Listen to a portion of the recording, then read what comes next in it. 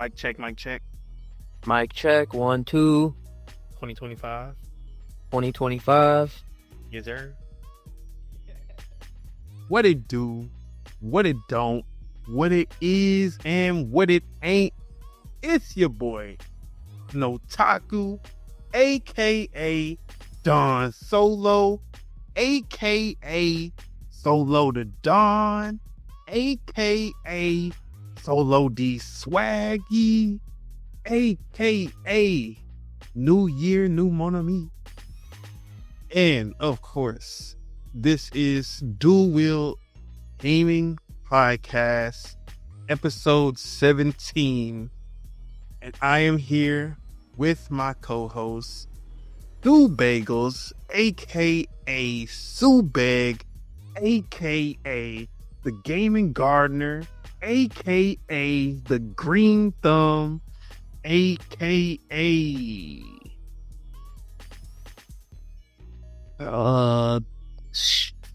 West Coast finest. You feel me? let's go. And of course, the secret weapon of lordsofgaming.net and the co-host of this fine podcast. What it do? What you been up to? Happy New Year. Happy New Year's, man. I've already kicked off this this week pretty good. I hit the gym 3 days in a row, so I'm happy about that. Been gaming a lot. I don't know if I said this last time, but I bit on the battle pass for Fortnite for this season, so I've been grinding the battle pass a lot. I've completed the basic battle pass, but now I'm on the extra shit. So I'm just trying to unlock that. I think I'm like level 104, so big grinding. I'm like right behind you, like a level 100, level 103. Okay, yeah, it's fun. It's fun. They've changed some things already. Like they've added that like sniper that doesn't have a scope inside the yup and stuff. So yes sir. So I've been grinding. I've been trying to just trying to keep on pushing. We're in a new year, but that doesn't mean shit changes. Still keeping the ball rolling. Still gotta grind. Still gotta do the intangibles. But I'm doing good though. What about yourself? How was the holidays though? Oh, yep. The holidays were good. On Christmas Day, me and my boys, we actually went to go play basketball before we all went to our families and stuff. So, we had a little hoop session, which was fun. It was nice being out there. I hung out with my niece and nephew. It was nice. My nephew, his name is Arbaz. He's gonna turn 2 in May. So in a few months he's gonna be 2, but he's already running around and stuff. He has like a little soccer ball, but he was playing like basketball with it. Like I was doing like the little like hoop with my arms, and I was telling him to like shoot it, and he was actually like he was getting it and stuff. So it was fun. You know what? It's okay. It's 2025. I'm gonna be my true self. You know what I mean? You got a little Steph Curry over there, and I mean like Curry. And I was just like, No, I got you. That's funny. No, I wish, but my sister and her husband, they want him to play soccer, which made me roll my eyes because I'm like, soccer? Come on, bro. He could play baseball. He could play basketball. Maybe not football, but soccer's worldwide. You know what I mean? it is, but it's just not something that I love more than basketball. Like I'd much rather like if he grows up and he asks me to play soccer with him, I'm more inclined to be like, nah. But if he tells me to play basketball with him, I'm probably gonna be more inclined to say, yeah. You see what I'm trying to say? Yeah. But it's cool. I enjoyed it. How was your holiday? It was cool, away from family and all that. But me and my girl, we spent the holidays together. She was off school and work, so I've literally just been spending all my time with her, playing games, cooking Christmas dinner. We just been hanging out we just been hanging out this whole time. It's been pretty good. We've caught up on some co-op games that we've been playing, which I'm gonna talk about in the what we've been playing section. Sure, yeah.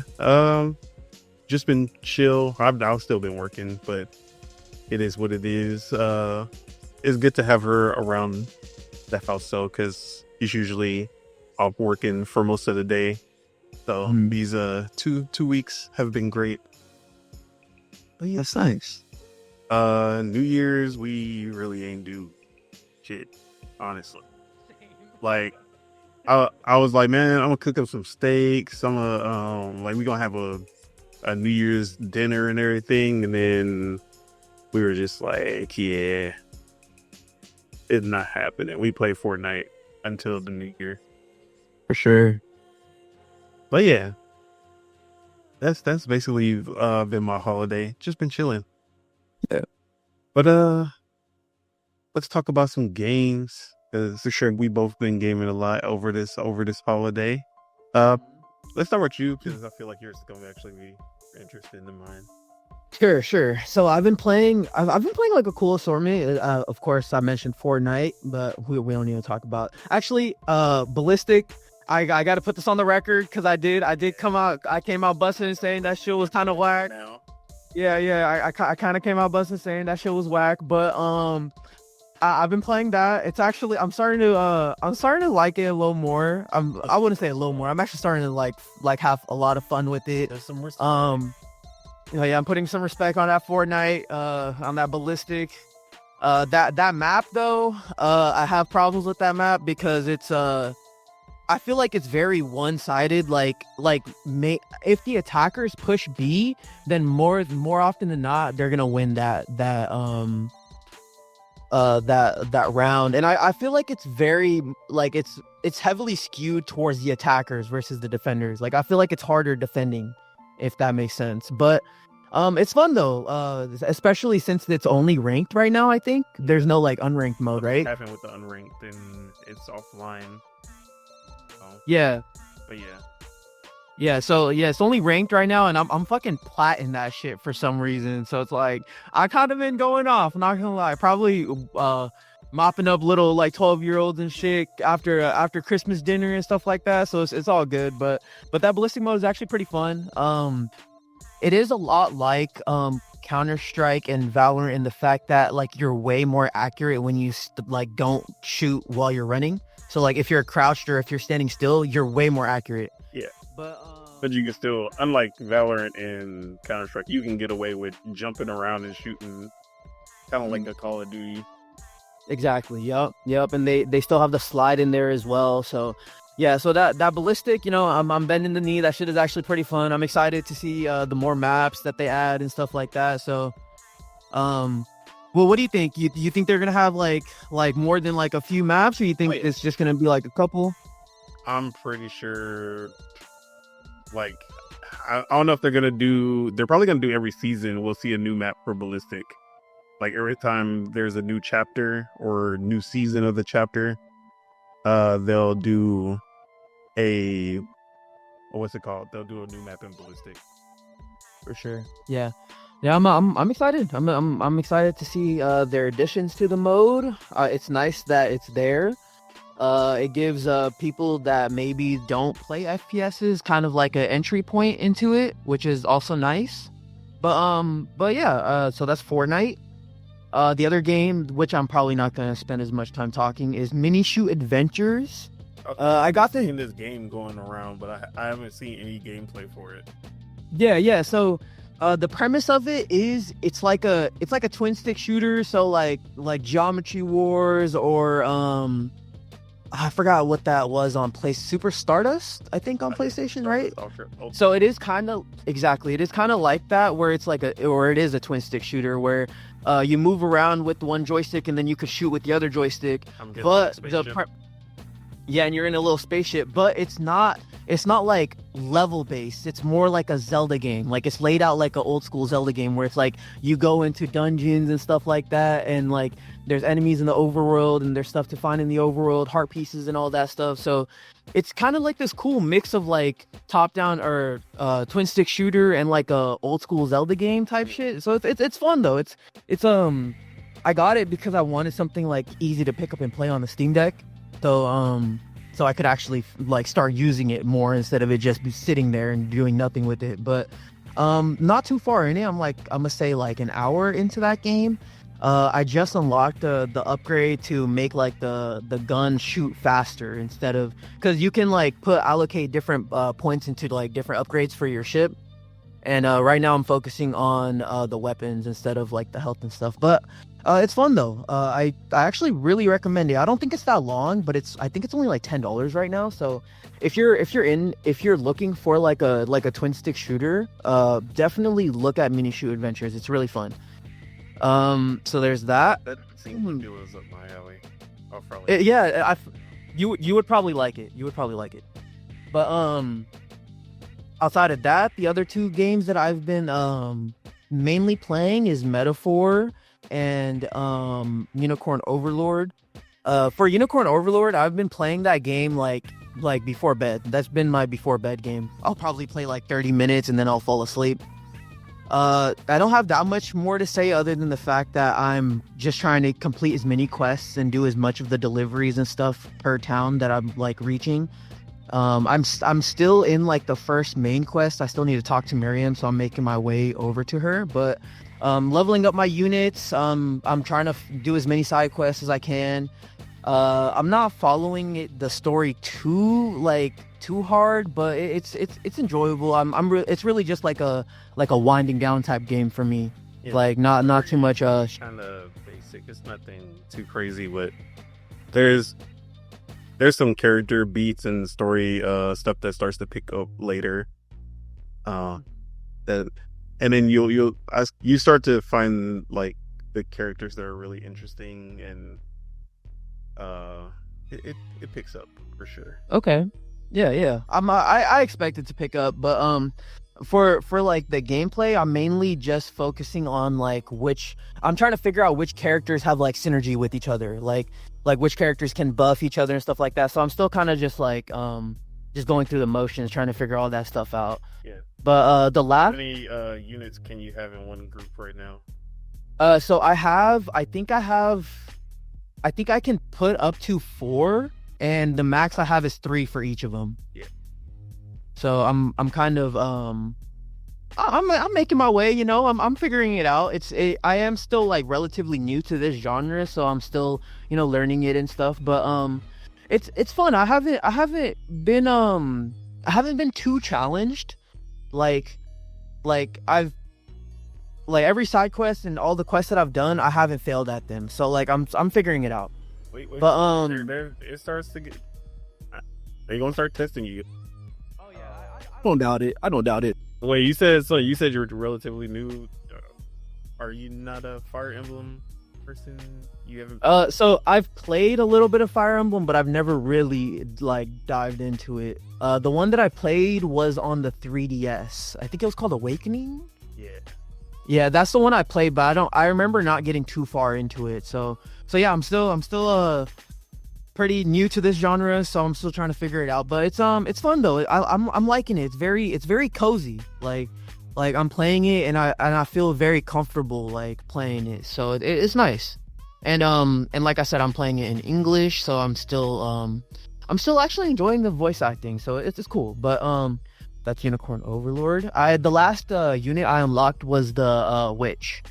So that probably tells you like I'm pretty early. Yep, exactly. So that's Unicorn Overlord. And then for Metaphor, I am around I think 9 or 10 hours into the game. I have reached like the first main dungeon. So I'm just getting through that. I was kind of trying to like figure out like the side quests and stuff like that before entering the dungeon, because you're on like a time limit. I think right now I'm like 8 days before something like critical happens. But yeah, I'm still trying to figure that game out too. Right now my protagonist is the healer, and then I have a mage, and then I have a brawler, I think. And yeah, I'm just getting through the game. I'm trying to level up I'm trying to level up the healer to level 10, because after you reach level 10 some shit unlocks. But yeah, Metaphor still great, still enjoying it. Yeah, not much more to add to it because I'm still relatively early on, but Yeah, I'm still liking it though. That's what's up. Need to get back to that too. I put it off, Long ass game, bro. but just haven't had the chance to go back to it. Probably sometime this year. Sometime early this year, I'm gonna get into it. Yeah, it demands you, like when you're playing it, it demands your time. Like you can't be like dilly dallying around. Like you really need to be focused when you play that game, which makes it kind of hard to jump in, I would say. Like it is like a little bit of gatekeeping being done by them, like by doing that, but it's cool though. Once you get into it, then the ball really starts rolling for sure. But yeah, as for myself, as you can see on the screen, been going crazy in Fortnite. Got Ballistic on the screen right now, which I since I was trying to get to the end of the like OG Battle Pass, we were playing Battle Royale for the most part. So I'm still gold on Ballistic right now, but yeah. Fortnite been keeping us going. Probably play about an hour or two every day. But what's it called? I actually ended up getting Fortnite Crew because I was like, bro, this is It's a good deal. a way better deal just because I get all the battle passes. Also, I get the Rocket Pass on Rocket League, and you get 1,000. You get 1,000 V-Bucks and a character every month, and you get 1,000 V-Bucks every month also. So I was just like doing the math. I'm like, bro, why would I pay $10 for the one battle pass when I can just get all of this for $11.99, like $2 extra? Is cool. I was like, fuck it, might as well. But yeah, they put a lot of value into that. I was like, yeah, there's no reason for me not to do that. But yeah, man, I think I got like four or five victory royales so far, which isn't a lot, but because usually I get the most when I'm playing solos, but I haven't been playing solos much. But yeah, I'm still enjoying this new map. I'm enjoying this season. The new weapons and them bringing back the hunting rifle has been fun also, because it's the only weapon that isn't hit scan in the game right now, which means that it has drops, like the bullets drops, whereas all the newer weapons they don't drop. They don't have bullet drop or velocity. So like once you tap the trigger, they're hit. Like if you're aiming at them, you don't have to aim in front of them, like, you know, because that's how the classic Fortnite weapons have been. You have to like lead your shots. You have to they drop. So if you're shooting from afar, you have to like shoot a little bit above them. But they added the hit scan weapons where they're basically just accurate. If your cursor is on them, they're gonna get hit basically. And at first I was like, man, that kind of takes the skill out of it. Like I don't know if I like that, but it's been fun. But bringing back the hunting rifle, you can tell who's the classic, like who are the OG Fortnite players and who aren't. Because like if you're trying to long range with that hunting rifle and you don't know what you're doing, you're not hitting anything. But yeah, that's been Fortnite. And Baldur's Gate 3. This has been the game that me and my girl have been playing nonstop. I got past where I was in my original solo campaign. So we are at the end of Act 2, I want to say. just to throw random names and terms out there that probably won't really mean anything if you haven't played the game. I just fought Ketheric Thorm for the first time. He ran away, and a lot of things could happen, but right now we're on the route where we freed the Night Song, and she helped us in battle, but then she got tentacled. So we just finished that part, and then we decided to explore what is underneath the Moonrise Towers, where it's like this fleshy abyss that's just under this basically like the boss's fortress. So we're trying to figure out what's going on with that. But yeah, that's where I'm at Baldur's Gate right now. We're like level 8, 9, something like that, maybe. Been mostly rocking with Shadowheart because a lot of her story elements are in this act. Like everything we were doing kind of related to her, so she's been in the party. And Karlak, just because we needed a tank, because at this point we're fighting like 20 enemies at a time. It's ridiculous because everyone's a necromancer and they're just pulling, like, they're just summoning so many different enemies. I'm like, bro. So like the fucking turns take forever because you have to go through everybody doing their turn. I'm like, bro. But yeah, it's been a lot of fun. We basically just play this until we get tired, and then we play some Fortnite to cool off. And then, like, if I'm off, we'll probably play until like 2:00 in the morning. Like, it's been going down on the Baldur's Gate. Okay.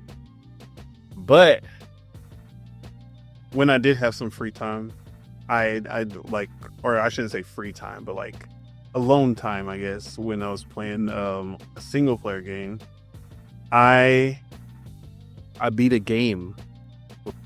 Yeah, I know, it's crazy. I beat a game before the holiday.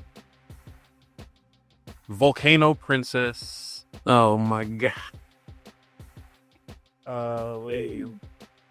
Let's go though. Let's go. So I have 78 hours. We're in Volcano Princess right now, but I think I beat it at around like 64 because or like there's a bit of idling in there too. So I feel like it was about 50 to 60 hours to beat the game.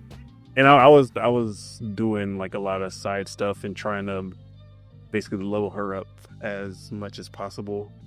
Mm-hmm. So I got the golden route, the perfect route. As I've spoke on this game before, you basically had a daughter with a goddess, and you raise her as a single dad, and all of the choices that you make for her basically result in how she's raised and what values she has and basically what her future will be at the end of the game when she turns 18. So I got her S-class everything. Like she was top of the class, she was strongest, she was smartest, most charismatic, like.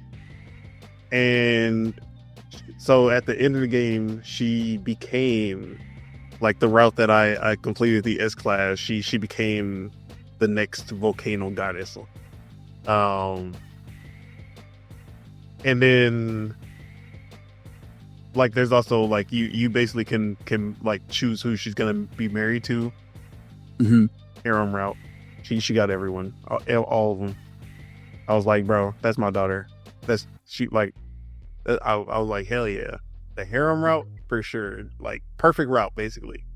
So Okay. now I'm doing another playthrough, where I'm just the worst parent ever.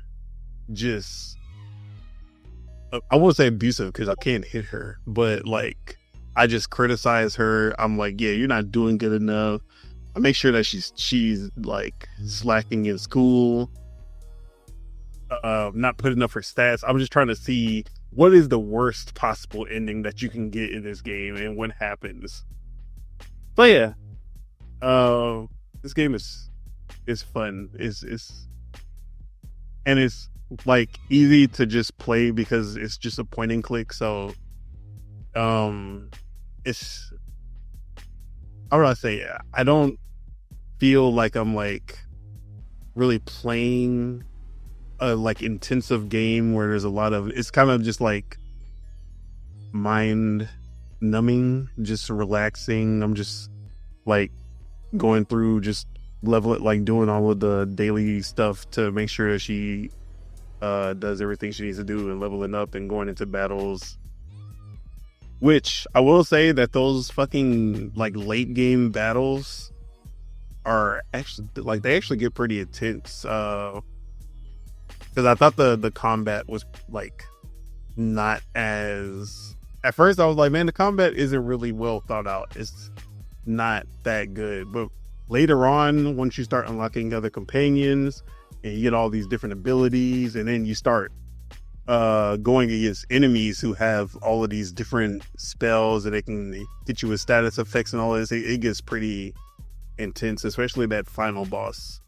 I was like, okay, hold on. They actually kind of cooking with the RPG side of this game as well.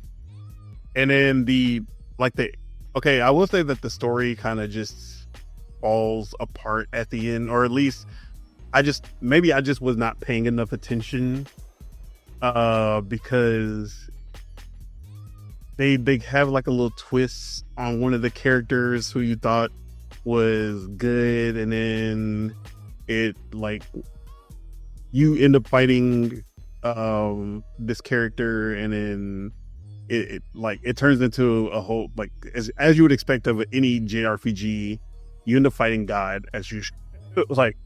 That's always the final boss. But yeah, it was pretty great. But I was like, okay, like, I don't know where this part of the story came from. Like, nothing led up to this. There was no like foreshadowing. But then the resolution also really didn't make any sense to me. I was just like, okay, that happened, I guess. But yeah, Volcano Princess. Highly recommend for people like me. That's all I can. I don't. Obviously, this game is not for everyone, but it is. It's an interesting game for sure. But yeah, that's been my holiday gaming. But yeah, let's start off with a little something to just set up how this year is going to be going, not only for Dual-Wield, but for Project Untitled, because this year we're doing a little something special, a little collaboration between Project Untitled and Dual-Wield that we'll be announcing here, and that is the Project Untitled / Dual-Wield Game Critic Battle. And what is that? If you don't know, we are doing the Fantasy Critic League, which basically is fantasy football, except instead of football players, you have the games, and the Metacritic scores are basically these stats, and you want to build the best team with the best Metacritic scores, pick the best games that are coming out all throughout 2025. So this will be ongoing throughout the year. And at the end of the year, we will see who had the best roster of games, who was the best publisher. So let me put it on the screen just so y'all can have a little visual of what we got going on. So as you can see, right now we only have our 5 players, but we have 2 more that should be joining. So Don Otaku, That's me. Count Your Days is the publisher.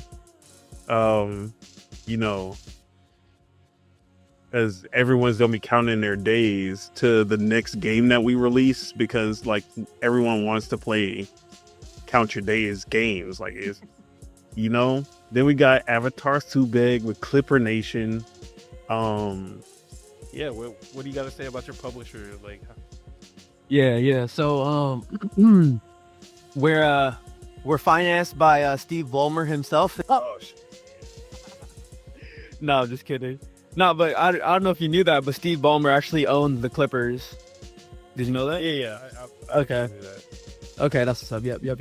We're financed by Steve Ballmer. We're only gonna be dropping bangers and 80 plus titles on Metacritic all year. That's all we're going for. Then year-round Chukwu Chucks, of course. He had to come with the slanderous title, Tears of Kinzera. Count Your Days. That's all I gotta say to him. Year-round Spitta, In My Glow. Okay. And then Big Z Ram, which is Lord Mars. Big Z Ram. Very, very creative. But yeah, we still got 2 more people joining, so let me actually. we need Ace and Casso. Ace and Teach. Oh, Casso's not playing. Yeah, most likely Casso's not playing. Okay. So yeah, as you can see, we have 24 games on the list, or 24 games that we will be able to put on our roster. Our initial draft, which we will be doing sometime next week. Our initial draft is going to be 8 games. So the first third of them, we'll do a big draft of the games on the watch list, which you can see here. I'm not gonna show my watch list because I ain't trying to let Subegos get my answer card.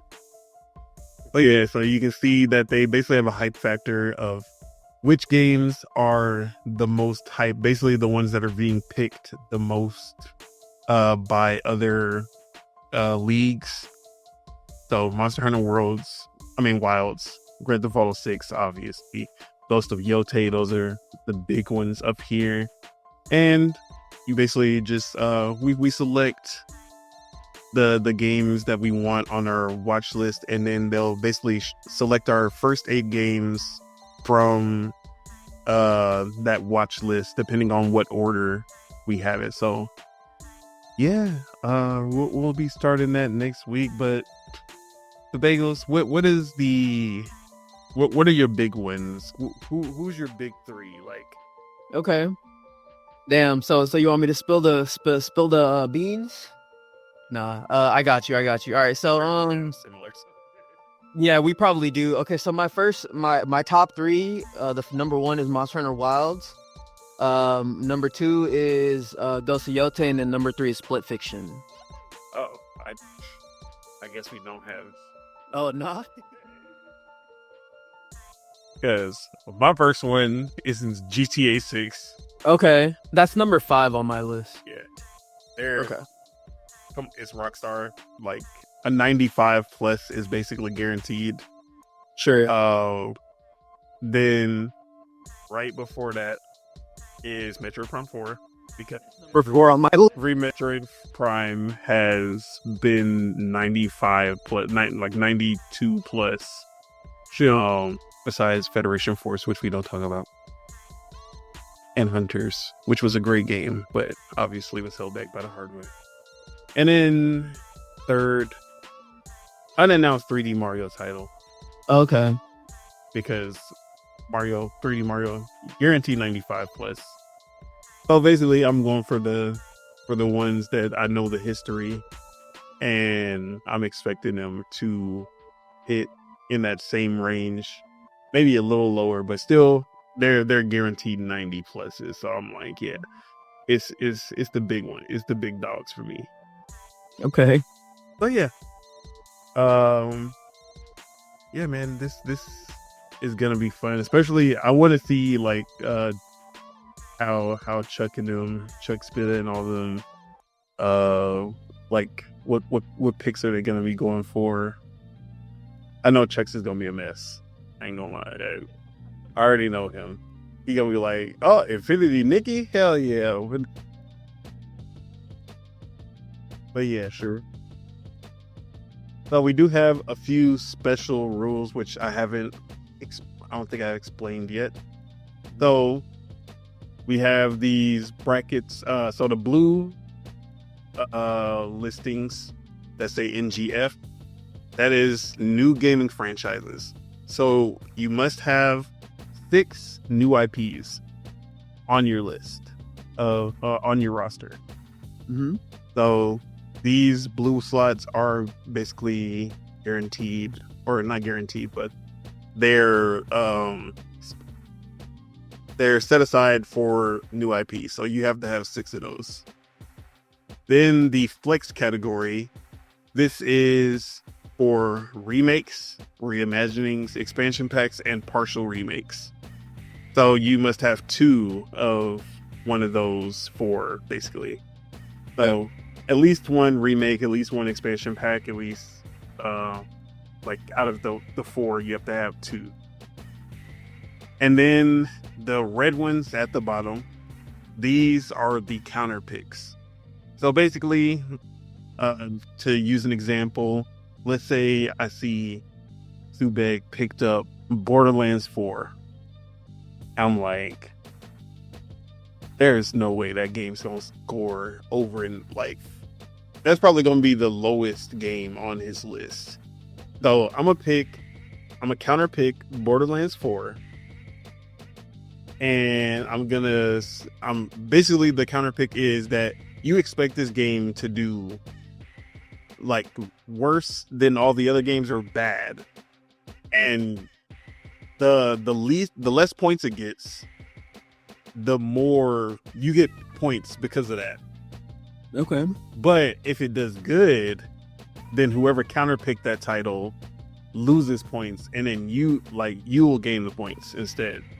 Okay. So basically, you want to counterpick something that's going to be 70 or lower.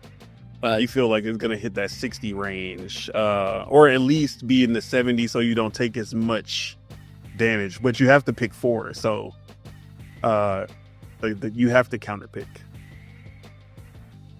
So yeah, that, and then the gray ones are just regular. You can put any game up there. So that is the Fantasy Critic League. Like I said, next week we will actually have our initial drafts, and we'll kind of just go over what that is. And then, I forgot to actually do the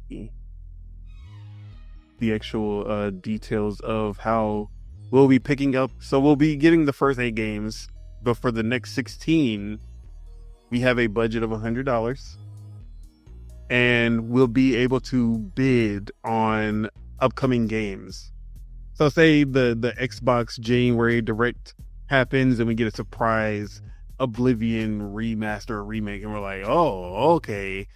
Let me go ahead and bid like $5 to see if I can get this in my roster. And it's a silent bid, or not a silent bid. It's a, what do they call it? It's a hidden bid. Oh, Like when you do it, other people aren't notified, right? yeah. So you don't know who's bidding. You don't know how much they're bidding. Got it. Okay. So it basically is like, damn, shit. Like, what if they put like $10 though? Like, if it's a big game, you might be like, you know what? I might drop a stack, drop a whole 20 on it. Like, if they just be like, yeah, Half-Life 3 is coming out this year, you like, oh, I might have to drop a 20 just to make sure I get it. Yeah. So basically, you have a budget of 100. You can put 0, and then if nobody else bids, then you get the game. So yeah, I forgot what the time limit is. Once you bid, like how long it takes before it gets into until it ends. But yeah, so that's basically how you'll be picking up games throughout the year. And you can drop or games that get pushed out of 2025. So let's say you got GTA 6, but then Rockstar says, "Oh, it's actually come out 2026." You can drop that one and then replace it with a game that's coming out this year. You can drop 2 games that will release this year, but you just have like they showed some new previews, or like previews came out or something, and it just looked bad. It was looking spooky, and you're like, "Oh, this has 70 meta, like 60 meta written all over it." You can drop it only 2 times. And then any unreleased games, that's basically your one, like, oh, it doesn't matter what the condition is, you just need to drop this. So you have one of those as well. No super drops, which super drops would have been you had a game that reviewed bad that you thought was gonna review good, and you could have dropped it. I was like, nah, I'm not gonna let y'all off that easy. So yeah, so that's how the bidding and everything will go. But man, I'm excited about. I've done one before. I was in one with Jeff Grubb in the last of the Nintendogs, and I came in second, which I was. So when we started, I was projected to be like, actually it was, I think I was projected to be like last place at the beginning of it, and I was choosing a lot of stuff that wasn't announced yet. But I got lucky with because I chose unannounced 2D Mario game, which that'd be a Super Mario Wonder. Yeah. So yeah, this was 2023, by the way. So I ended up lucking up with that. Silent Hill 2 remake did me dirty. I used up my money so fast. So I'm learning from my mistakes, but I also tried to counterpick Hogwarts Legacy. That ended up being a scoring error. Yeah, going against you, huh? But yeah, so I had Silent Hill 2 remake, which didn't pan out. I got 0 points because it didn't come out, and I had already dropped all that I could drop, so I just had to stick with it. Super Mario Brothers Wonder, that was my top game. I got 22 points from that. Cocoon, that was a good one also. That was an 87 Metacritic. The game is good. For whatever reason, I think I was desperate because I couldn't pick anything else. Or like I kept losing all of my bids because I ran out of money. I had to go with something that nobody else would get. Sonic Superstars, which it was a 74, so I got 4 points out of it, so it's okay. Yeah. Shredder's Revenge Dimension Shell Shock, the DLC, that was an 82. For the King 2, that was a 78, which just got into Game Pass, and I'm wanting to play that. Worldless, which was an indie game that just looked like I never was interested in it, but I was like, this just looks like something that's gonna score an 80 something. It did. It was an 82. And then Grand Blue Fantasy versus Rising, that was an 84. So I ended up coming in second to, I was second or third? No, I was third. Oh, and my publisher name was Big Brain Gamesware Arts Production Studios. So I lost to Like a Dragon Heavy Industries because they had Tears of the Kingdom, which was a 96, Dead Cells Return to Castlevania, Company of Heroes 3, Storytellers Season, A Letter to the Future, Mask of the Rose, Moonstone Island, Resident Evil 4, Separate Ways, the DLC. But this was the second place. Really, it was Zelda that it did all the damage, like, because I think I had more 80s in mind, but that Zelda was crazy. And then so it had like 90 points compared to, like, it was way high. Where is it at?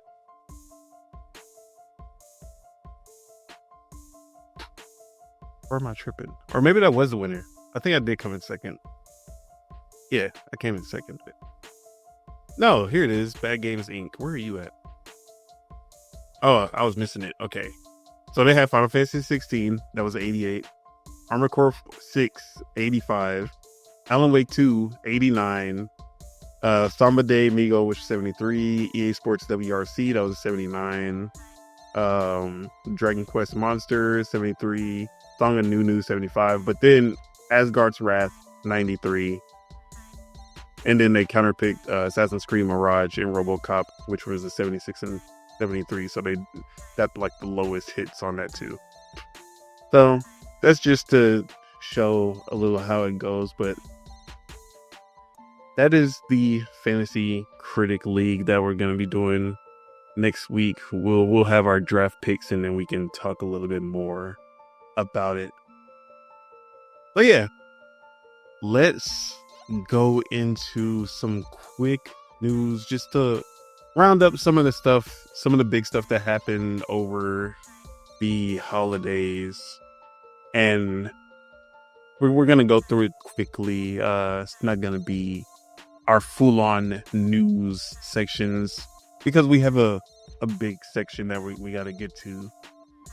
But the big one, we'll actually save the big one for last, but let me go ahead and pull up.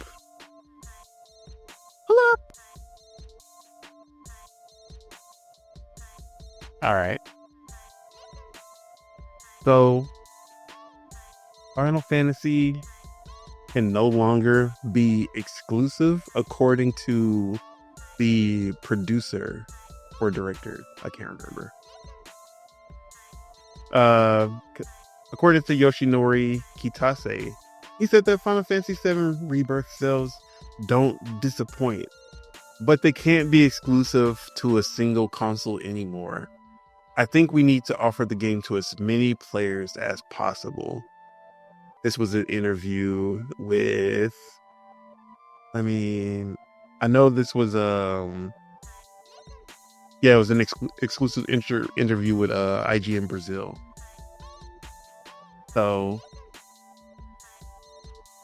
we've been saying it for the longest, is that the PlayStation, or I shouldn't say PlayStation exclusive, it's third parties taking the bag for an exclusive, like timed or otherwise, is really not worth it most of the time. There are definitely exceptions to this. Like, I'm pretty sure Ubisoft made a lot of money off of like Mario and Rabbids Kingdom Battle. That one worked out well for them, especially like for Nintendo, just because you can do a low budget game for Nintendo and you can basically just like get your crazy ideas out there at a low budget, and then like people will turn up as long as it's good. So, but as far as PlayStation exclusives, for the most part, it's going to be a big budget game. And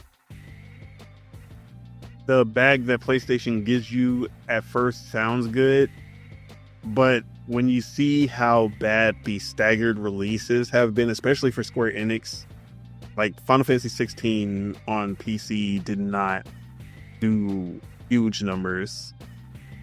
Even like PlayStation's own first party games, at first it was like, oh, God of War came to PC, and it had like 200,000 concurrent or like 100,000 concurrent or something like that, and like people were like going crazy. Then Spider-Man came and people were going crazy.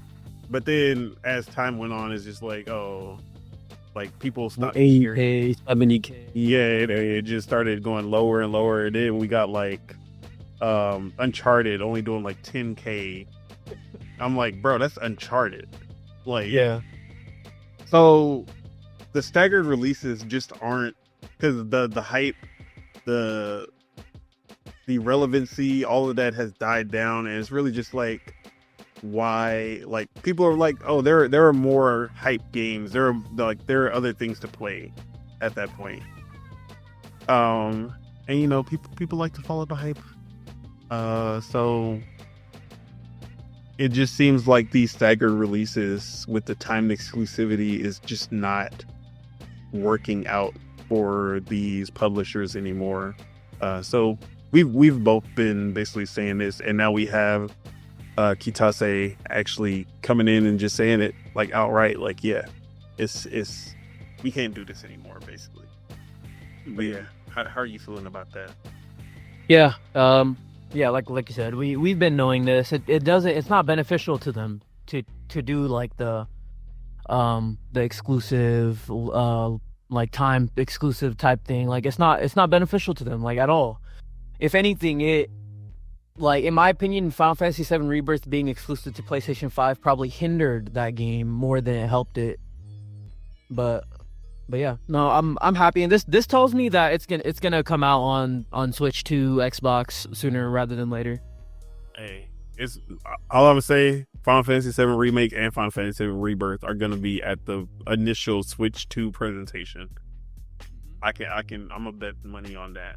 Yeah, I'm there with you. That's another reason why the Xbox 2 Discord has been kind of crazy, because I've been saying that, and they're like, no way we're going to be able to run a PS5 game. I'm like, well, first of all, if Unreal Engine 4... People were saying about the Switch when it came to running PS4 games and Xbox One games. And then right? We saw Doom and Wolfenstein and it was Skyrim, which was a 360 game. It was the special edition. Was the Xbox One and PS4 version. Yeah, bro, Nier Automata actually plays really well on the Switch, which is actually pretty surprising. I read somewhere where that it's 1080p on the Switch too, so that's actually better than the base PS4 and Xbox One versions too. So hey, you never know, Alien Isolation actually runs better on. I think I said this in an earlier episode. I even went back and watched the Digital Foundry video on it too, and they say it too. They literally say it on there. But yeah, yeah. So, okay, do you think that Square Enix will release Part 3 exclusively on PlayStation? That's my last question for you. Nah, after Rebirth, I don't think so. I think it's gonna be multi-plat, but we'll see. I think it's still gonna be exclusive. I think they already had this deal in place for all 3 games, but I also have this little inkling in me that's like, Square Enix was actually smart enough to have that Disney contract, basically, where if they didn't hit a certain number, that exclusivity goes out the window for the next game.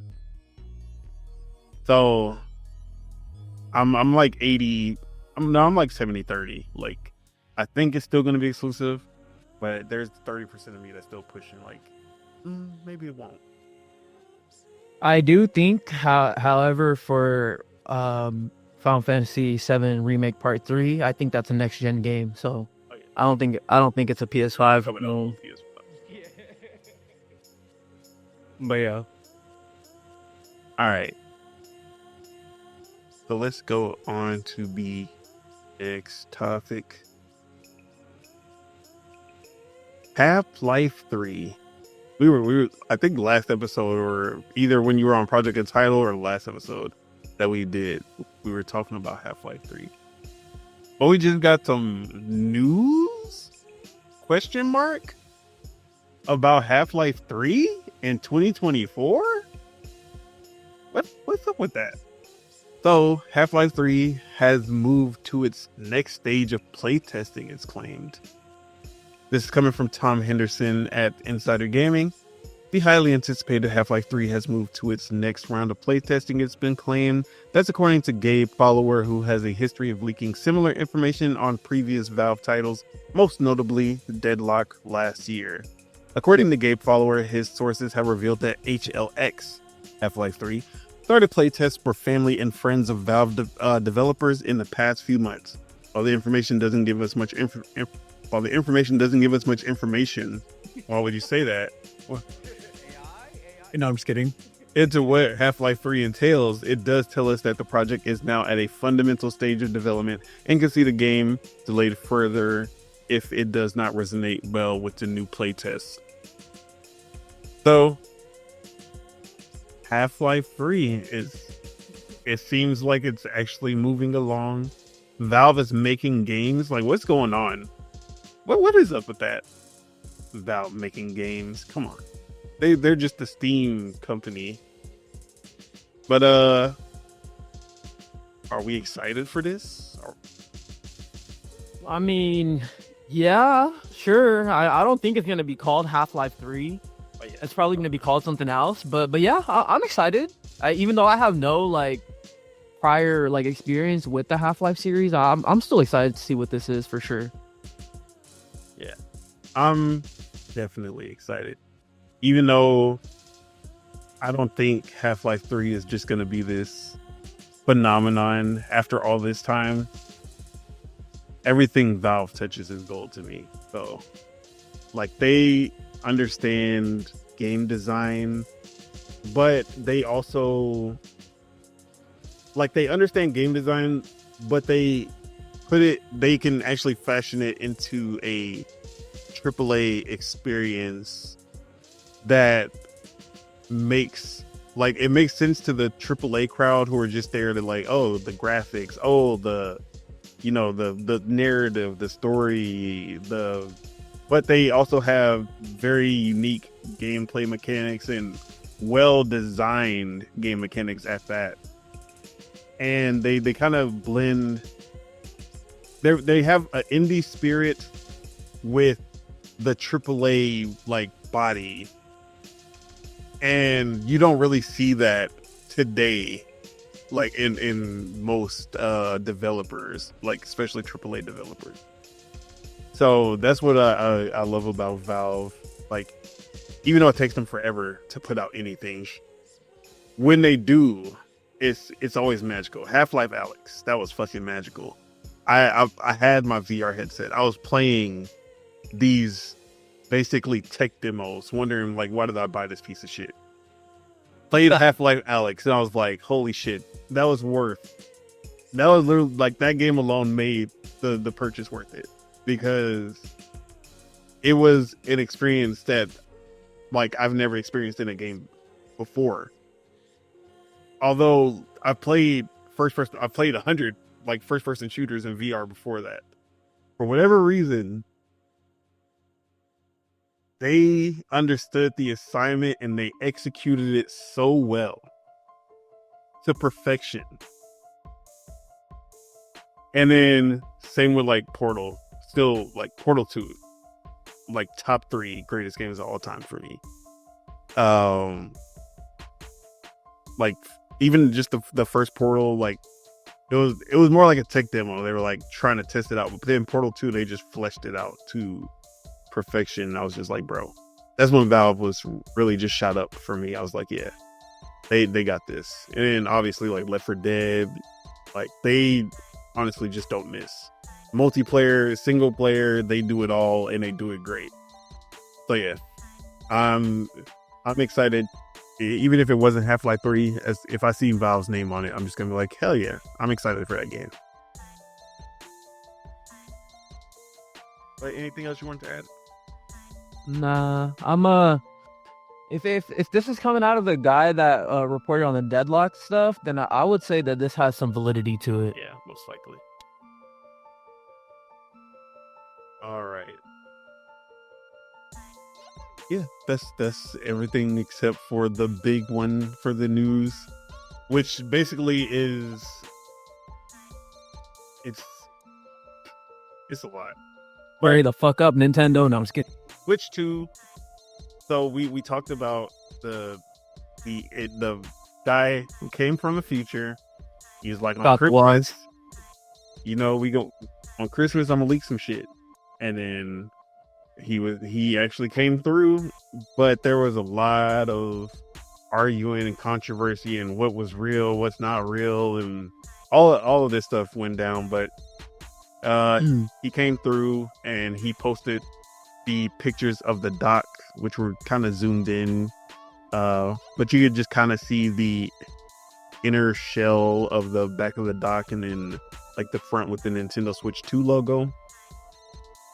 And then what's it called? He was like Pioro, who's also a pretty decent leaker for Nintendo stuff, came on and was like, yeah, this is actually the, like, I can independently confirm that is the logo. So, and he actually had like the not PDF, but like the JPEG of the Nintendo Switch 2 logo, supposedly. But basically it was just saying like, yeah, it's the Nintendo Switch logo with a 2 on the side, and that's literally what it is. Yeah. No confusion there. So now that it's like 90% confirmed that it's going to be Switch 2, are you happy with this name, or were you hoping that they would go a little more Nintendo with the naming?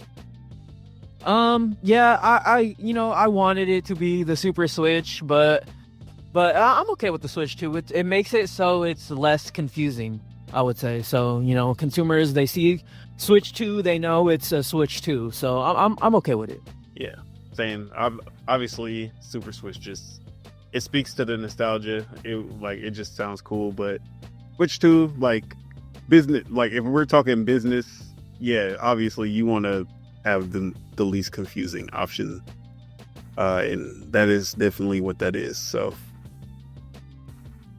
all right, so we got the logo, we got the dock, and then people were like, oh, why are you zooming in on the dock? This isn't real. And then he did a zoomed out version, which then people were like, oh, it's AI detected, like 99% AI. And it's like, no, I use this site, no, 0% AI. And then there was just people arguing.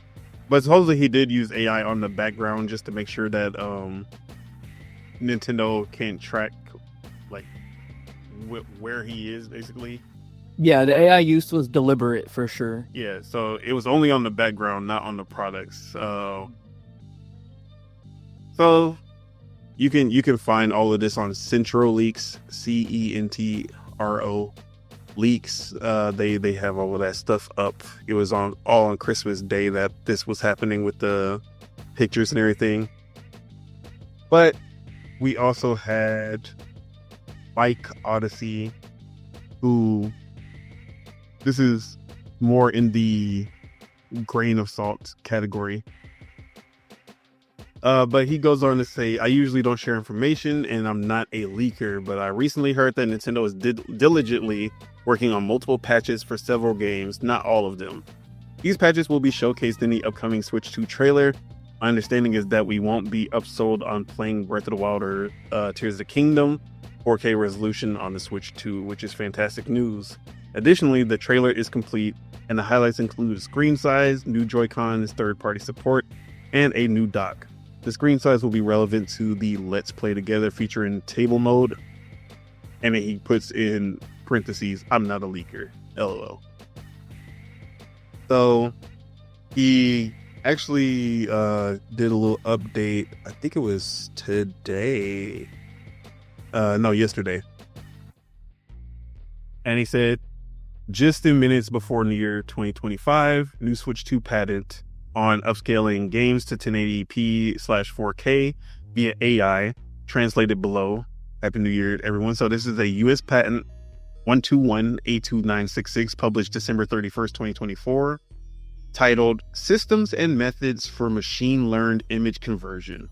Outlines a method for transforming images using a trained neural network, particularly for applications in video gaming, such as enhancing the resolution of images for the Nintendo Switch 2 and updating Switch 1 games to higher resolutions. It is an exciting explanation tailored to gaming, enhancing Switch 2 gaming with AI magic.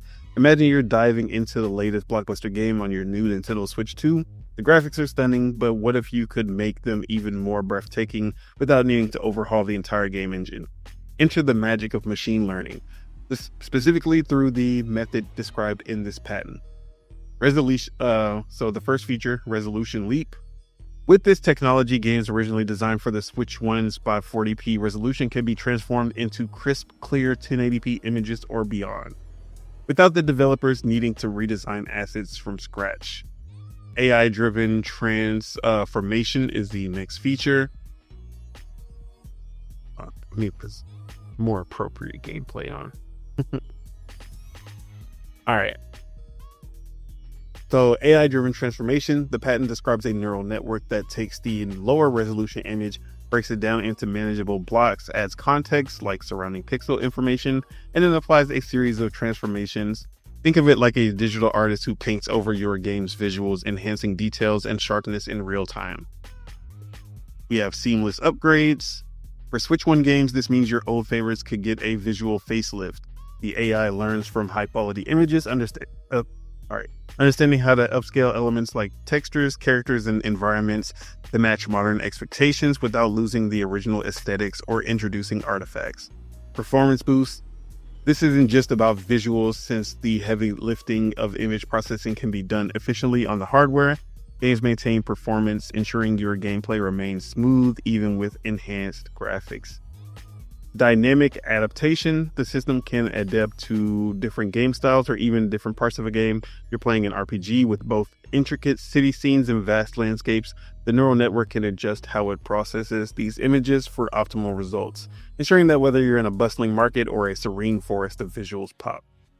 Feature proofing. For developers, this means they can create games with a focus on lower resolution for broader compatibility, but still deliver a high-end experience on more powerful hardware like the Switch 2. It's like having your game cake and eating it too, where everyone gets to enjoy the same game at a preferred quality. This patent essentially promises a future where games can grow with technology, where your investment in games isn't tied to the limitations of the console's hardware at release, but can evolve with advancements in AI and hardware capabilities. It's not just an upgrade, it's an evolution of gaming visuals, making every game you play on your Switch 2 feel like it's from the future. So, this patent, and I'll make sure to add that a lot of the actual explanations of some of this was, or like the scenarios and everything, that is coming from Mike Odyssey himself, not from the patent. But basically, the details of like the resolution leap and the AI-driven transformation, those things are according to the patent. So, and that was filed yesterday, or at least made public, I think. But yeah, that sounds very or FPS boost, resolution boost, like on Xbox. But we're actually seeing this from Nintendo and Nvidia using the Tensor cores and that Nvidia processor.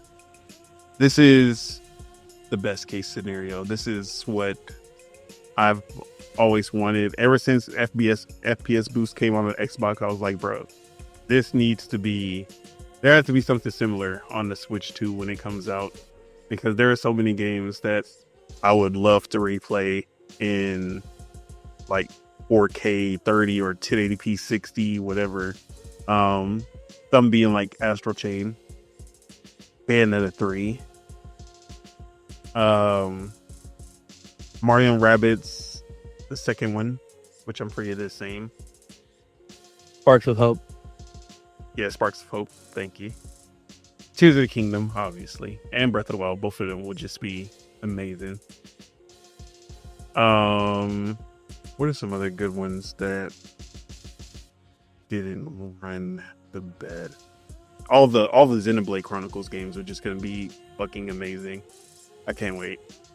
Same with like Fire Emblem Three Houses. But yeah. Now there are some games like the Pokemon games. It's not gonna be enough to just play them at 60 FPS. We need them to actually update that game with real textures. Because what's the point of playing slop at 4K? Like shit look like the grass over here looking like paint on the ground. But yeah, there are games that definitely gonna need a little bit more work. There are some that you can just AI upscale and then they're gonna look beautiful, like the Xenoblade and Breath of the Wild and the Platinum games also. But the Pokemon games, nah, Game Freak, you gonna have to put some work in for that shit to even look decent. But yeah, how you feeling about this, man? Any games that you thinking about, like, man, I'm like, this is gonna be one of the first games that I replay on the Switch 2. Well, I've already been waiting for Tears of the Kingdom for the Switch 2, so that's probably going to be the first name that I play on there outside of whatever's at launch, maybe, whether that be Mario Kart or a new 3D Mario. But definitely Tears of the Kingdom. Even though Metroid Prime Remastered already looks really good on the Switch, I'm probably gonna wait until the Switch 2 to play that. We'll see if Prime 4 is a launch title or not. But that's one. I need to go back to Metroid Dread too, even though that also looks and runs pretty good on the Switch. That's definitely one I need to go back to. But yeah, for the most part, this is what we wanted. This is what we were talking about earlier on last year when we were talking about FPS boost and stuff like that. Like you said, this is best case scenario. It's looking like the catch might not even be a catch, you know. When you're saying that, I deserve it all. I get the resolution and the FPS. I deserve it all. I deserve it all. No, but I honestly think, you know, just based off of the leaks, even last year before all this, I already knew that the Switch was gonna be like comparable. I already knew it was gonna be good. Like I didn't think, because when the Switch 1 came out, Nintendo, they could have went with like the X2 chip, right? The Tegra X2, but they had a choice, but they went for the cheaper one. They went for the cheaper off the shelf, kind of just like standard run of the mill, kind of old one, because one, they weren't 100% like committed just because of what happened with the Wii U. Like you could tell that they had a little bit of like hesitation, or like they were basically being very cautious, that's why they cut. So like it just felt like, although the hardware felt very advanced when it came out, because there was really no handheld like that, you could tell that a lot of the stuff that, because it's NVIDIA, they have, like, they could have made custom hardware for them as well. Like Xbox and PlayStation get custom hardware. They basically picked up an off-the-shelf one, underclocked it, and called it a day. But and the X2 chip was out at that time, right? It wasn't out. At least like when it went into production. They could have, if they would have waited another year, they would have been able to, but that would have been expensive as well. Mm-hmm.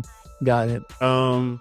So they were basically just playing it safe. They were just like, we're gonna try to sell it on the idea and the functionality and the hybrid, the games, and hopefully that's enough. Obviously, it was enough. But now NVIDIA's like, oh, yeah, we were like, look, we were making money off that little cheap chip that y'all bought. Maybe we can make it a little bit more lucrative for both of us, you know? Give you something that's actually designed for the Switch. Because it seems like it won't, like, it seems like they have a custom AI upscaler instead of just using straight DLSS. DLSS, yeah. It's like a DLSS that's specifically for the Nintendo Switch 2 and designed specifically for the Nintendo Switch 2. So that's where I'm like, okay, obviously this isn't just like an off the shelf. I mean, we already knew it wasn't off the shelf, because there's the Tegra 234 was the T234. That was the one that has been used before, and that's why, like, when we saw there was a Tegra T239, we were like, oh, that's new. That's something that has never been used before. It's based off of an older chipset, but it's still like you could tell there was some customization to it. Mm-hmm. So, and I've basically been preaching this from the beginning. As soon as we saw how successful the Nintendo Switch was, Nvidia was not just gonna sit back and let Nintendo just like do a bare bones hardware with Nvidia. They were gonna go all out this time. But yeah. Yes, sir. Was there anything else as far as like the seamless upgrades or the dynamic adaptation when it comes to how it processes the optimal result, whether for the different scenes? Mm-hmm. Yeah. I'm like I said, I'm there for it. I already know Nvidia has better AI like upscaling tech compared to the others, compared to XeSS and which is Intel, and FSR, which is AMD. But the rumors are with the new GPUs that the FSR4 is going to be more like DLSS instead of it being like how FSR was. Whereas DLSS is more like hardware based and FSR is more like software based, I think, something like that. But yeah, machine learning. The machine learning is basically the big one. The tensor cores, that is what does the heavy lifting to make it so much better than FSR. Exactly. But yeah, man, I'm excited. You know, it's looking like it's looking like any day now, really. That tweet's gonna hit the streets, and we're all gonna be either super excited and vindicated, or super unexcited and not happy and be like, "What the fuck is this?" But I'm bullish. I'm bullish on the Switch too, and I've been bullish on it since it's been rumored. Yeah. So since we've been talking about power, that has come up as of yesterday, or was it today? Yesterday. When the motherboard of the Switch 2 leaked out, and this is just a standard picture. You see the motherboard, you see the NVIDIA chipset, you see all the die and all the transistors, tech stuff that I don't understand or care about. Yeah, just looking at the hardware, I'm just like, that's a motherboard, all right. But there are supposedly some people who are looking at this and just being like, "Oh, it's over, guys." Yeah, I'm looking at this, and you can tell that it's 8 nanometer. Is a 8 nanometer chip, and it's not 4 nanometers like we thought it was gonna be. Which I don't know anybody who said it was gonna be a 4 nanometer. Like, there's not a single leak that said that. But for whatever reason, some people were hoping that it was going to be a 4 nanometer, which would be the most expensive and like most up to date chipset. Which obviously no console is going with the most up to date like stuff like that. But so like Central Leaks, they were getting their grift on early in the year, like. First day of the year, they were just like, pack it up, guys. Yeah, the Switch 2 disappointing. We looked at the motherboard, or someone looked at the motherboard and they were like, yeah, this is gonna be a disappointing, like, it's not even gonna be, just looking at it. We haven't seen actual, what do they call it? The X-ray scans of the actual like inside of the chip, which will be what can tell you the most information. That's what happened with the Switch 1. We got those X-rays, and that's when people were able to see that it was like, oh yeah, there's nothing custom in here. This is just a straight up X1. So I'm really just like, bro, how are people looking at this picture and they'd be like, yeah, it's over, guys. All is. I'm like, bro. But then you have a bunch of not Nintendo like journalists or like companies, or not companies, but journalists who are primarily Xbox and PC, Tom Warren and Jez Corden, going out on Twitter like, ha, if you think it's going to be a PS4 Pro, you're delusional, or ha, it's funny that people think it's going to be like a PS5 or Series X, and it like, so I'm actually going to pull up this tweet from Tom Warren, because he said there are so many rumors floating around about the Switch 2, but the funniest one is about it being as powerful as a PS4 Pro. Upside down smiley face, basically saying like, yeah, you're crazy if you think it's gonna be PS4 Pro level. But then John Linneman had to come outside. He's like, that is funny because it's likely to be quite superior in many ways due to using modern NVIDIA architecture with access to features the PS4 Pro does not. As a portable device though, it'll be limited in other different areas. Which is basically what, like, obviously it being on a most likely 5 to 10 watt power, like a power draw, is gonna basically, like, even though you can say like on paper the hardware is way more capable, that power draw is gonna downclock what you can do with that hardware, of course. But even with that, the newer architecture, the much faster and much newer CPU, storage speeds that are closer to a NVMe SSD, even though it's not an NVMe, it's using UFS 3.1, but it's close enough that you would not really notice, and developers would be able to still design games that were designed for an SSD would still work on it, basically. Which a PS4 Pro, you're not running games that are designed for an SSD, at least not good. And then same thing with the CPU. The CPU was the biggest bottleneck for the PS4 Pro. This CPU in the Switch 2 is leagues ahead of the PS4 Pro, because when the PS4 came out, that CPU was outdated. It was a terrible CPU in 2013, and it's the same one that's in the 2016 PS4 Pro. So, like, the people who are just like, oh no, there's no way that this is gonna be anywhere near the PS4 Pro, y'all are crazy.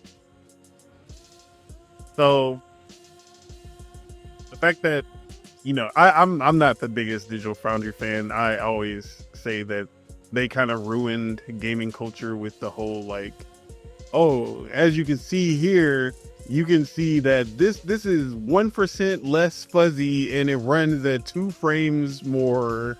And yeah, the Xbox is better than the PS5 version. And like, bro, who the fuck cares? Like, you would not. And then it's the funny thing is that people always do the little side by side without putting which way is which. And you'll see how much these people don't, like, no one sees this shit, because they'll just be like, oh yeah, no, it's definitely the one on the left that's better. And then like half of them will be saying left, half of them will be saying right.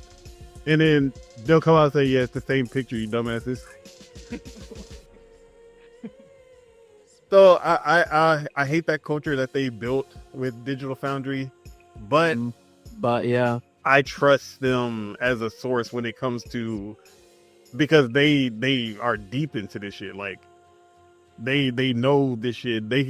If they looked at the motherboard and they were like, oh yeah, it's over, guys, then I'd be like, oh, I guess it's over, guys, because I trust them more than random people on Twitter.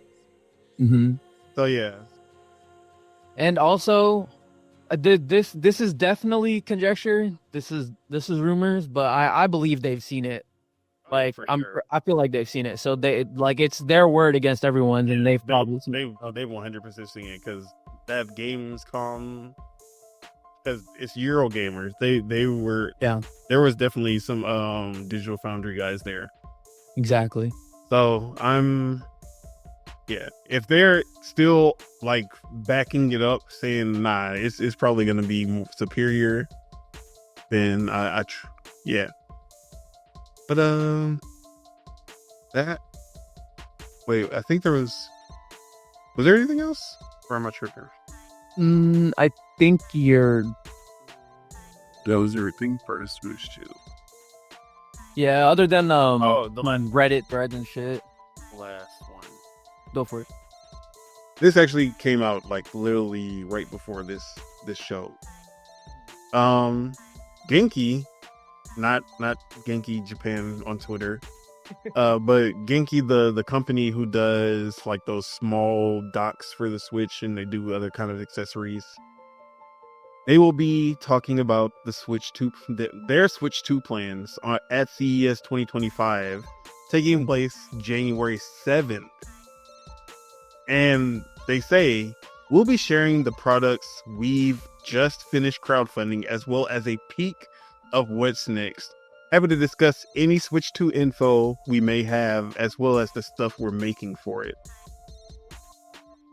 And obviously, people looked into this like, happy to discuss any Switch 2 info we may have.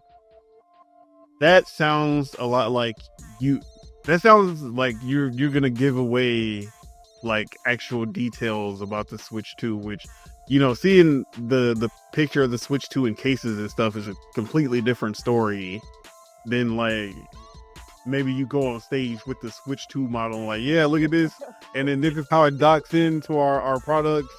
We got this one, we got the travel one, you know what I mean? Like that's a whole nother story when it comes to an unreleased, unannounced, or basically unannounced. Like, we know that it exists. Nintendo basically said it exists, but for you to come out and be like, yeah, we gonna give y'all some Nintendo Switch 2 info.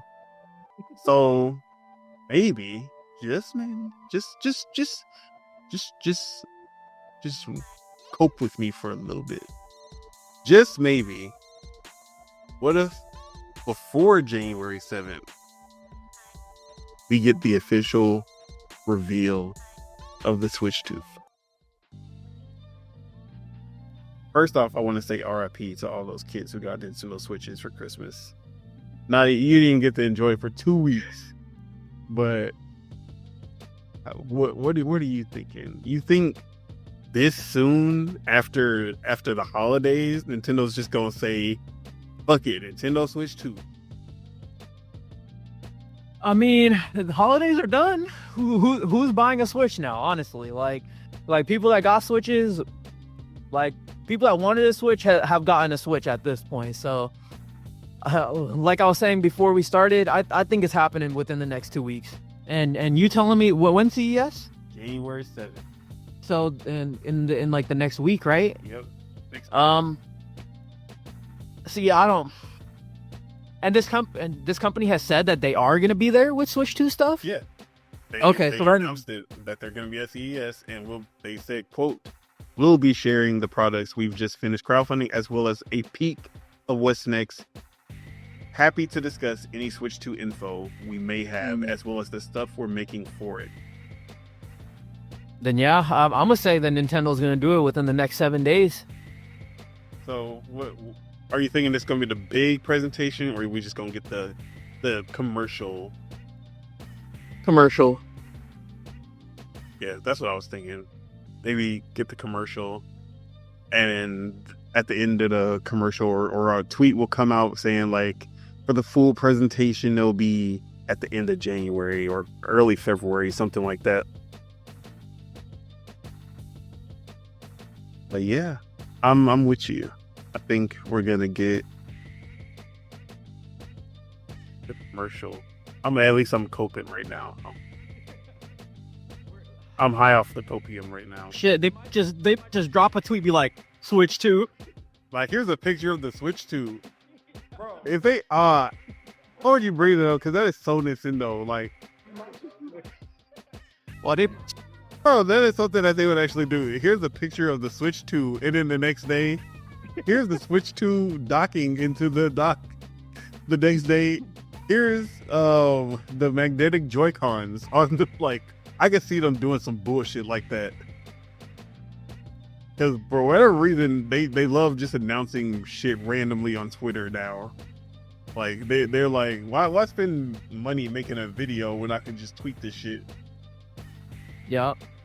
But yeah, I think, really soon we're gonna see an official something from Nintendo saying this is the Switch 2.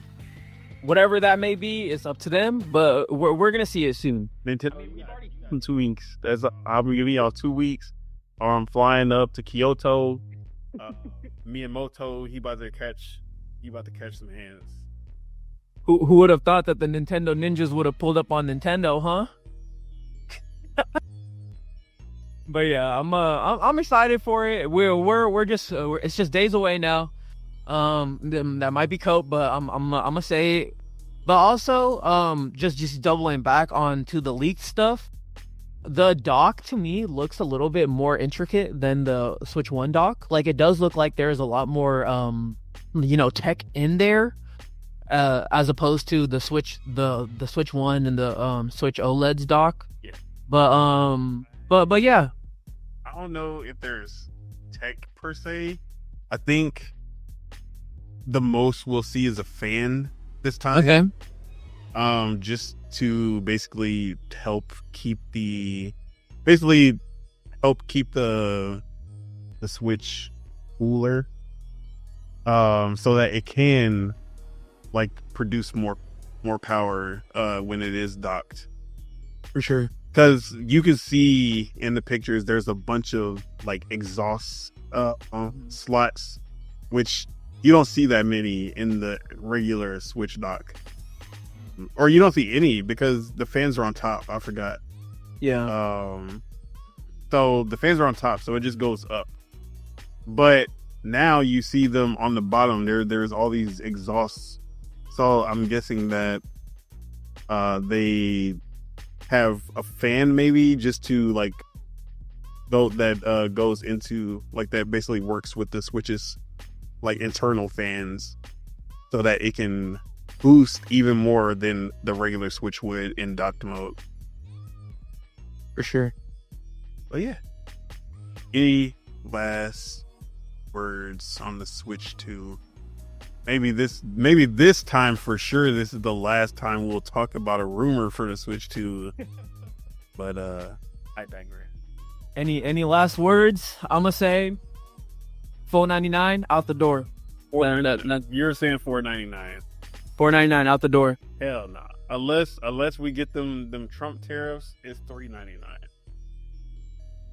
Okay. I'm gonna say $4.99 because of the Trump tariffs.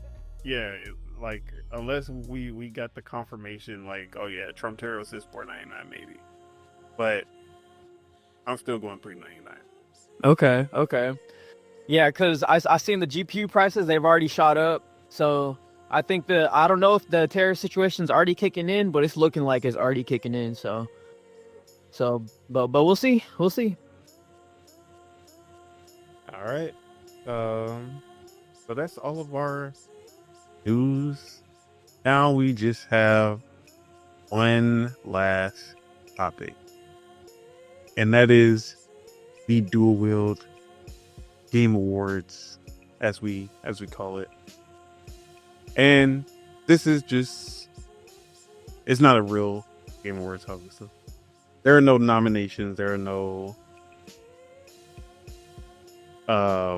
jury, there's no panel members, no Jeff Keighley.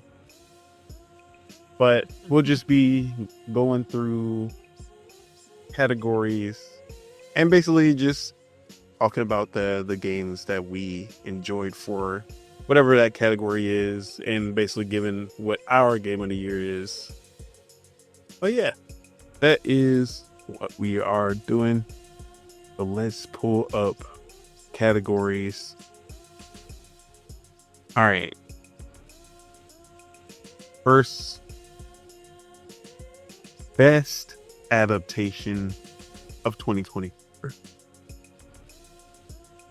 What are you going with today? This is for like movies and stuff, right? Okay, definitely Fallout. I'm going Fallout. I did not watch Fallout, so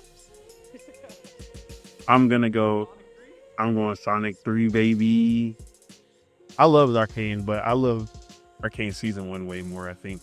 So I think I'm gonna go with Sonic 3. She was peak. Okay. All right, best ongoing / live service game. Fortnite. It's Fortnite. You already know. The only game that I played throughout the whole year, and the only game that just keeps getting better, keeps adding new modes. It's not even close. It's Fortnite. I want to give a little honorable mention to Halo Infinite, but just a little honorable mention though. Let me see. What would my honorable mention be? I think, I'm gonna give it to the Forza Horizon 5, which just gets so underlooked. But they be going hard every year with it. Like, It's underlooked as both a racing game and a live service game. Forza fans eat off of Forza Horizon 5. But yeah. Let's see. Next, best audio design. It's Hellblade 2 for me. Yeah. Yeah, and then second place, Silent Hill 2 remake. Silent Hill 2 remake's sound design was amazing. Like, it was probably the first thing I noticed. And when I started playing the game, I was like, oh, hold on. That shit sound crispy as hell.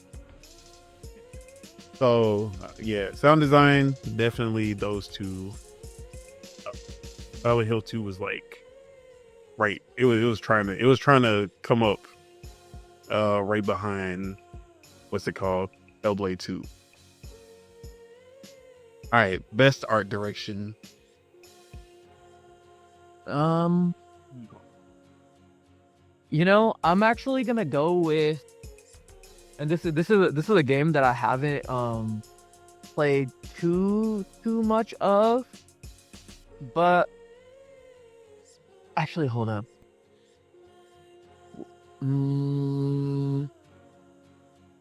This is art direction, right? Yep, art direction. Best art direction. I'm gonna go with Metaphor. I was gonna say Persona 3 Reload, but nah, I'm going with Metaphor for this one. With Persona as my honorable mention. I'm actually gonna have to tie, because definitely Metaphor, but I can't leave out Kunitsugami. Okay. Kunitsugami's art direction Gorgeous, yeah. is like it's so unique, even though it's RE Engine, which I always feel like all the RE Engine games just start to blend together too much. But like the enemy design, those I forgot what they're called, but the yokai basically. Yeah. Their designs, and then like all the colors, and like the particle effects and everything is just such a beautiful but creepy game at the same time, and they nailed that art direction with that game. So I gotta give it to Kunitsugami. For sure. Another honorable mention for me for this one would probably be Fantasian, even though I actually don't have that game. I've only checked it out on Apple Arcade like a few years ago, but that game's art direction is cool. It has like the panoramic stuff going on, or the diagrams or some shit like that. They do some cool shit with that, but yeah. And then Neba, one of the creators in place, gotta shout them out too. Of course. All right, best multiplayer game.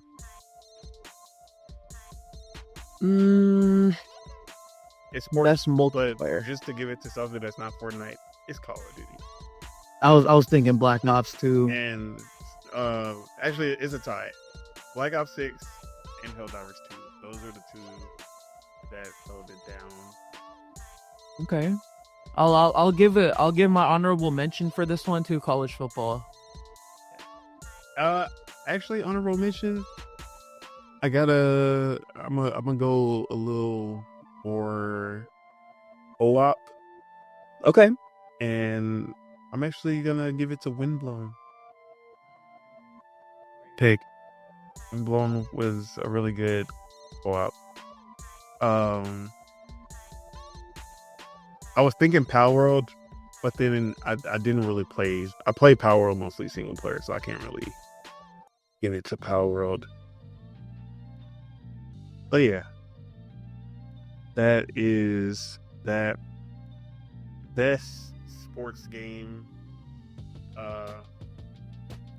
College football 25 or 24, whatever the fuck it's called. Honestly, I was thinking that until I realized there was a sports game that I put a ton of hours into that I kept forgetting about, but I love this game. And it was top. The level 5 one? 2K25. Oh. And this was the return of Topspin, which obviously, or I shouldn't say obvious, but if you don't know, Topspin is a tennis game. And it's made by 2K, and they stopped making them during the 360. And we have not seen one since. So they returned with Topspin.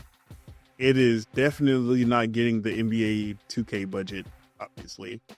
But it was a really good return to form, and it was a while since I played a really good tennis game. AO Tennis 2 was the last one that I enjoyed. I remember when Match Point Tennis came to Game Pass, I fucking hated that game. I was like, yeah, no, this is shit. But Mario Tennis Aces will always be #1 tennis game. But yeah, definitely EA College Football. It's right behind it. Yeah. Mm-hmm. All right, best racing game. I didn't play any racing game. I roll it about. Hold on. Best racing game. What did I? Yeah, hold up. Let me think. You know what? I did play a racing game, even though it's cheating. I'm gonna say this is a Rocket Racing? No, hell no. But you go first, if you have. To be honest, I don't think I've played a racing game outside of like Forza Motorsport, but that came out 2 years ago now. Came out in 2023. Shit, bro, I don't even got a racing game. All right, my racing game is Rocket League. No, I'm just playing. It's not right. It's not even a racing. No. So it's technically a racing game. Okay. Pocket Card Jockey. Okay. This is a solitaire horse racing game. And it's developed by Game Freak. It's the best game that Game Freak has made since Pokemon Black and White. And this game is literal. It's crack. It's in the same realm as Balatro. I would literally I feel like it's the Balatro before Balatro. People just slept on it because of the insane like premise, and then it just being a derby game that you play solitaire to race the horses. But yeah, this game is the worst game I've ever played. I hate this game with a passion, but I could not put it down. I literally had to force myself to just delete the game, because if I didn't, I would break my Switch. It was the most frustrating game ever, but I fucking loved it. So yeah, that's my racing game. You counted it. Jeff Keighley approved. All right. Best fighting game. I'll just go for it. The only fighting game that I really played this year was the 2XKO beta. So but that's a beta. I didn't play Tekken 8. I played more Street Fighter 6, but that's 2023. And then everything else would be like remasters, like the fighting collections, or Capcom versus SNK, or SNK versus Capcom also released, and I got that. Okay. But nothing new. Okay. Or besides the rebirth of multiverses, which I'm not gonna give that anything either. Okay. So this one's up to me? Yeah, it's up to you. I got you. It's Tekken 8. Okay, you played it. All right. But, I mean, objectively, it's Tekken 8. Like, I don't have to play it to know. Tekken 8 was the win. Best RPG. Best RPG. I would say for me, out of the stuff that I've beat, it definitely is. Did I even beat any RPGs this year?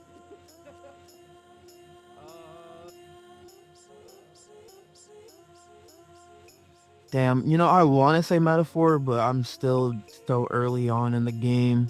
I mean, if you can't do it from personal, just objectively. Objectively, okay, then yeah, definitely Metaphor.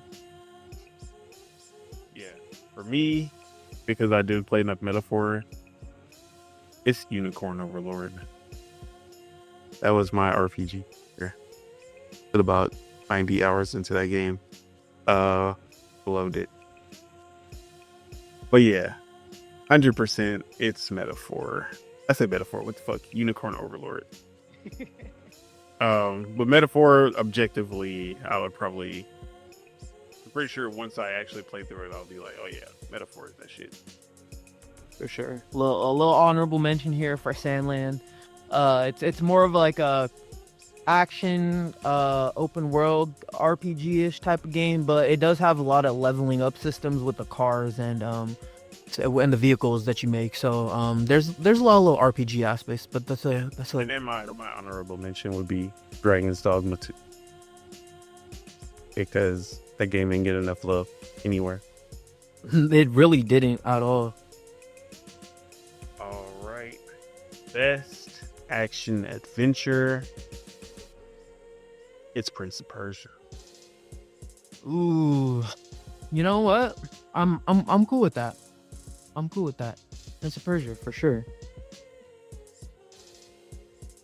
And then honorable mention, I would probably put Space Marine. Okay. No. I gotta go with my heart, because I also kept forgetting about this game. Dungeons of Hinterberg. That is my honorable mention when it comes to action adventure. Mm-hmm. Oh, okay. Yep. Bro, I hella forgot too. Perfect. Holy shit. Yeah. And then for me, I'll throw in Rise of the Ronin here too, as a little honorable mention. That was very forgotten. Yeah. I was thinking about that game yesterday. I was like, wow, this game really did not get that much love at all. But yeah. Best platformer. Astrobot is the only platformer. I'm gonna say Penny's Big Breakaway. Oh no, I hate that game. And then I'm gonna put number 2. I'm gonna put the platforming in Prince of Persia. Oh yeah, and we're gonna Metroidvania, so definitely Prince of Persia is taking the cake on that. All right, but if we're done pure platforms, it's Astrobot. And then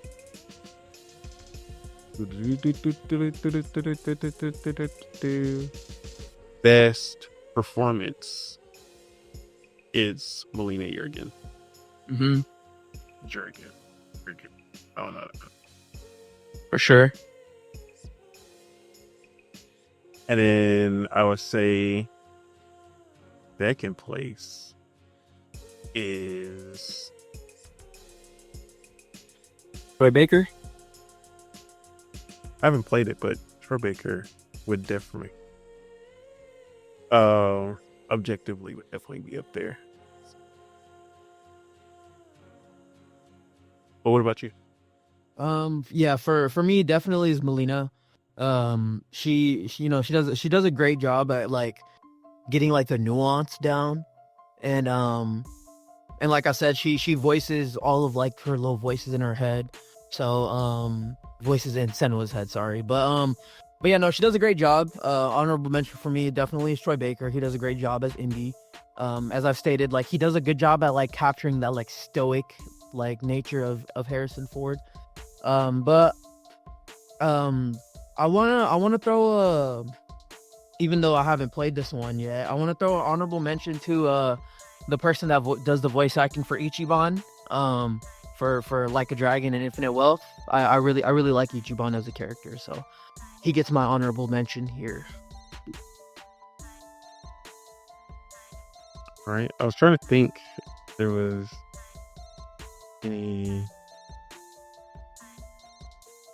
I was gonna say whoever plays Luis in Metaphor, the jet voice actor, of course. But yeah, he's also, from everything I've seen of him, he always comes through with the performance. So his English VO is really good too. I doubt it. All right, let's move on. Best score and music is Metaphor. When that man said, "Hi, I was like, oh shit, man, like they cook it with this one, bro." Like, I've only played like 12 hours of the game, and that music has stuck with me like since. Actually, I didn't play no 12 hours. Let's say like 6 hours of the demo and like 2 hours of the actual game. So yeah, that music is ingrained in me. So yeah, it's not even close. Second place. For music, what game? For music, for my honorable mention, I want to give two. One for Windblown, because I think that soundtrack is fucking amazing. Yeah, Windblown, that song that when the girl starts singing, that shit go hard. Yeah. And then the second one, even though I actually bought this game recently and I've played very little time, but I want to give a little shout out to Stellar Blade, because I have heard some tracks off of there and it's pretty fire. Yeah, Stellar Blade had a pretty good soundtrack. All right. Best narrative.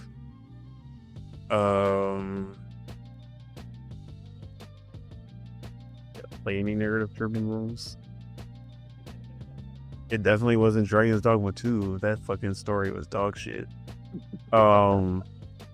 It definitely, Unicorn Overlord was good enough. It really didn't do anything special.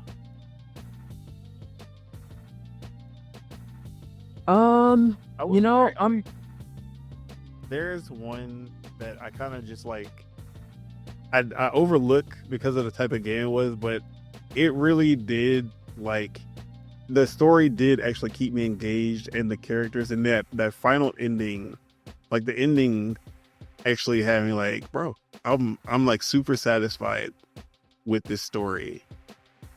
And that was Prince of Persia. For sure. Now, Prince of Persia has a really good, that for a Metroidvania especially, it has a really, really good story. Very complete. Doesn't really leave you with that many questions. And they wrapped up how it pretty doesn't well. overstay its welcome either. Like, the story doesn't drag. There's not a lot of filler in the story either. but there's also a lot of twists and turns as well, as like, especially once you get to the final chapter and you start to put the puzzles, because there's a lot of things that have to do with like not time travel, but there's like time manipulation, time fragments that come into place. And then once you realize like, oh, that's who that is, and yeah, but then just that final fight, it's just so anime. Like, it has that final boss of an anime just like feel to it. I was just like, yeah, bro, this story goes hard. I ain't gonna lie. Yeah, So I would not play that story, but I would did. for sure. But if I'm being like objective, it's probably metaphor. I haven't played it, but like just knowing Atlas's pedigree. Mm-hmm. Yeah. If I had played and beat Metaphor, I probably would put that. But also same with Indiana Jones, I would probably put that up there if I played and beat it. But I'm gonna go with a little different pick this time. I'm gonna go with the Plucky Squire. I actually really like that story for that game. It's very unique in the fact that it utilizes both the storybook and the room. And I really liked how, I'm not gonna spoil it, but in like the last 2 chapters, the game kind of like completely like flips itself, and it does like a super like unique like little twist that I wasn't expecting. So I'm gonna go with Plucky Squire for the best narrative. And then honorable mention, I'm gonna say Black Ops 6. I need to finish that campaign, but It's fire, bro. It's good. I literally just I have 2 honorable mentions actually. Okay. And they're both like out of their picks for sure. Helldivers 2, Okay. because it's not really a narrative per se, but the more you learn about the universe, the more lore that comes out, the more you like when you pay attention to the missions and where they're sending you and what they're sending you to do and who you're fighting. Once you start to learn all of the lore behind that, you start to see a different picture than like the facade that's just like, yeah, super Earth, fuck yeah, let's go kill the aliens, freedom, all that. And then like when you start to see the bigger picture, it's like, bro, it's like there's really, it's not like, it's like, oh, you're the bad guy, but at the same time they're also like, it's not even like a like, oh, these were the good guys all along. It's like, no, like everyone's the bad guy in this situation. It's like Warhammer. There are no good guys in Warhammer. But yeah, I love Helldivers 2 lore, which is a lot of like reused stuff from Helldivers 1, which I played extensively when it did come to PC. That was like one of the first games I had on my PC, and I love that game. So a lot of it is reused, but I just liked how they represented it in Helldivers 2 as well. And then my second one,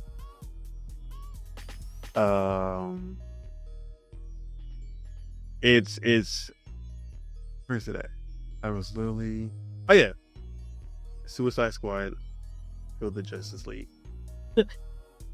because it like towards the end it actually started to surprise me, like where they were going with the story.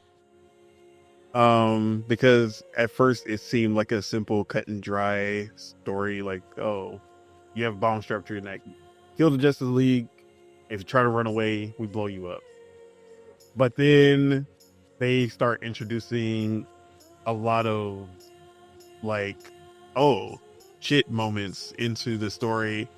And at first I wasn't big on some of the aspects, but then like the more they went into it and started fleshing it out, I was like, oh, okay, they actually got something here. I was like, okay. So I actually did enjoy Suicide Squad's story.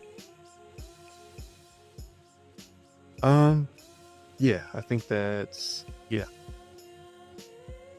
All right. best indie game. Okay.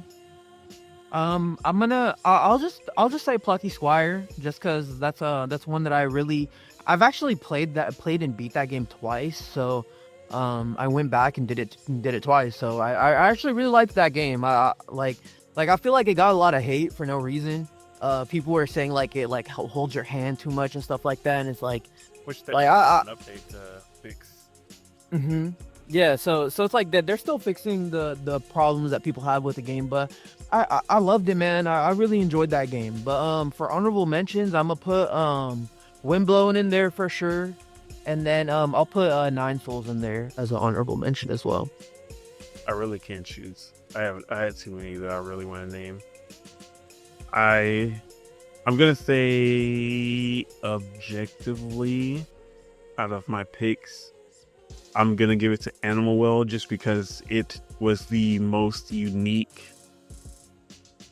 out of all of them, and just like the one that just felt like a totally new experience. Like I had never played anything like Animal Well. So I'm gonna give it to Animal Well, but I have to like Dungeons of Hinterberg. Have to add that one. What was the other one? I was literally just thinking about. Windblown, obviously, but also Bellachero. Oh yeah, I hella forgot. Yeah, Bellachero is definitely one of them too. Yeah, I'm gonna do those. Dungeons of Hinterberg, Bellachero, and Windblown honorable mentions. I feel like I miss. Oh, how could I forget? Teglin. I put so much time into that. Also a game that I hate, but it's really good. But you hate it because you have like bad RNG with it, right? Yeah, but then I started leveling up and getting equipment that basically negated any RNG. So I'm glad that they did it like that. Okay. All right, but yeah, Teglin, that was a good one. That was a big one. Damn, I'm forget, bro. There was like indie games that like this was. They went off this year. Mm-hmm. For I think every game in my like top 5 except for Prince of Persia was an indie game. Because V Rising was also amazing. So I don't want to leave out V Rising. And Power World as well. Like, I can't stop just naming all these fucking indie games that I played. Alright, but yeah, I have like 6 honorable mentions. Cool. This is the real Game Awards. Everyone gets a prize. Constellations. Alright. Let's move on to some more out of there. Out of the norm awards. We got best emote. For me, it's the Jabberwocky Switch Away from Fortnite. I fucking love that emote. What's his name? The baby. Yeah, the baby song.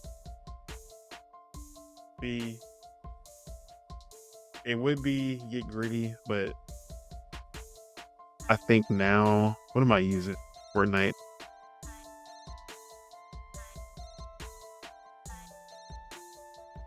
It's Get Gritty. It's always Get Gritty. I always gotta hit the gritty on them. But another good one is the Committed. Oh, actually, no.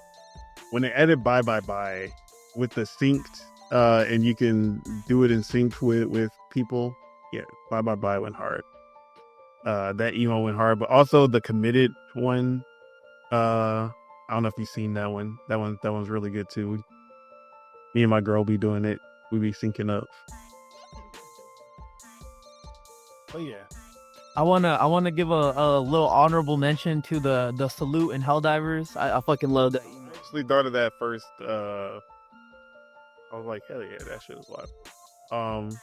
Also, kind of an emo, kind of not, but in Windblown, the little the sad face and the sound that it makes. Okay. Just spamming that is always fun. So,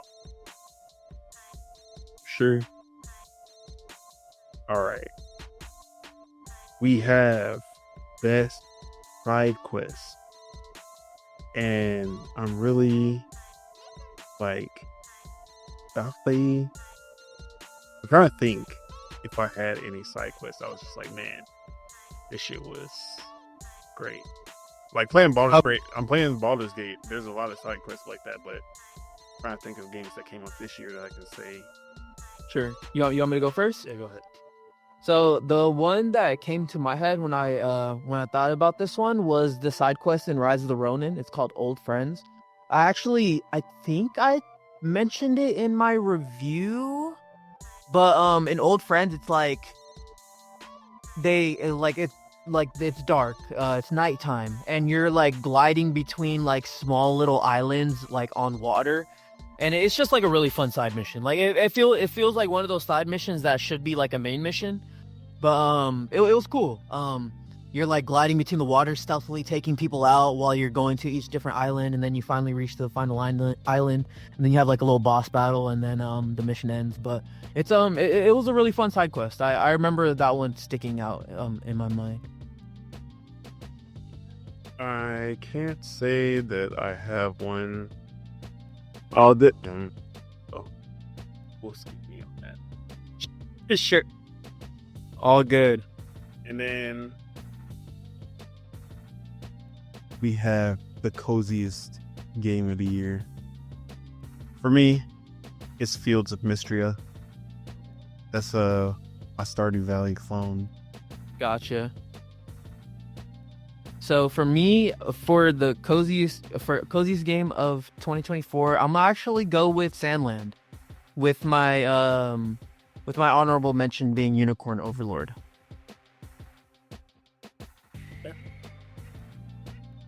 All right, we have the worst interview of the year, or I should say the worst impactful interview, basically meaning that this interview just caused chaos, like when it happened. Yup, I think we probably have the same answer for this one. The business meeting. Yup, the 4 games. Yeah. Yup, that's the one for me too. And an honorable mention to No Red Lines. Yeah, pretty much Xbox is taking the cake for this one. But just to throw some shade at PlayStation, we gotta get the Herman Holst. Concord is our next Star Wars. Like Concord is gonna be our next Star Wars, or we're setting up Concord as our next the next Star Wars. Yeah, gotta bring that one in. I don't even know if it's this year, but it's still hilarious. Was this year, yeah, and because they announced, they revealed it and released it in the same year. So yeah, that was definitely this year for sure. But yeah, that was a good one. All right, best interview.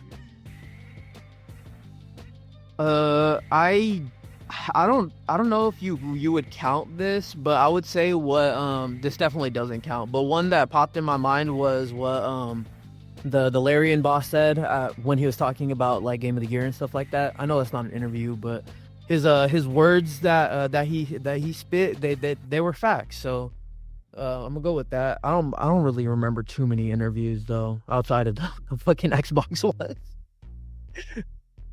But what about you? I like the Clover's interview. What's his name? With the Deki Kamiya. Mm-hmm. That one was good. And the Crafton or I guess I'm gonna say like interviews and articles. The article with the boss, or the boss basically talking about their philosophy for how they choose the games, and when they picked up Hype or Tango Gameworks and all of that one, I was like, oh bro, everything that the boss said, I love everything that she was saying. So I fuck with her. I fuck with Crafton now. Like I had no love for Crafton. I really did not care a single digit about them, but everything that they did this year, everything they said this year, I was like, hell yeah, Crafton, they're at the top of my list now. All right, best game mechanic. Mm-hmm. I'll just go first. I'm gonna say omnidirectional movement. And if you think about it, a lot of games have omnidirectional movement. Like Helldivers has omnidirectional movement. Fortnite even has it now, kinda, where you can like slide in like mostly every direction. Of course, Black Ops 6 is the one that coined the term omnidirectional movement. But yeah, I'll say omnidirectional movement. For me, I'm gonna say Captain Boomerang's traversal mechanics in Suicide Squad Kill the Justice League. Okay. Like just traversing through that world with him was always fun because of how unique the traversal mechanics, and like throwing the boomerang, teleporting, like the speed force, all of that shit was A1. Wonder if I still have Suicide Squad game in the chamber. Ooh. I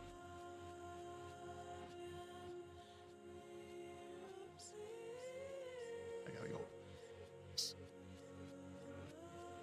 Bro, Tribe 9 is a mana. Oh, I'm adding a category.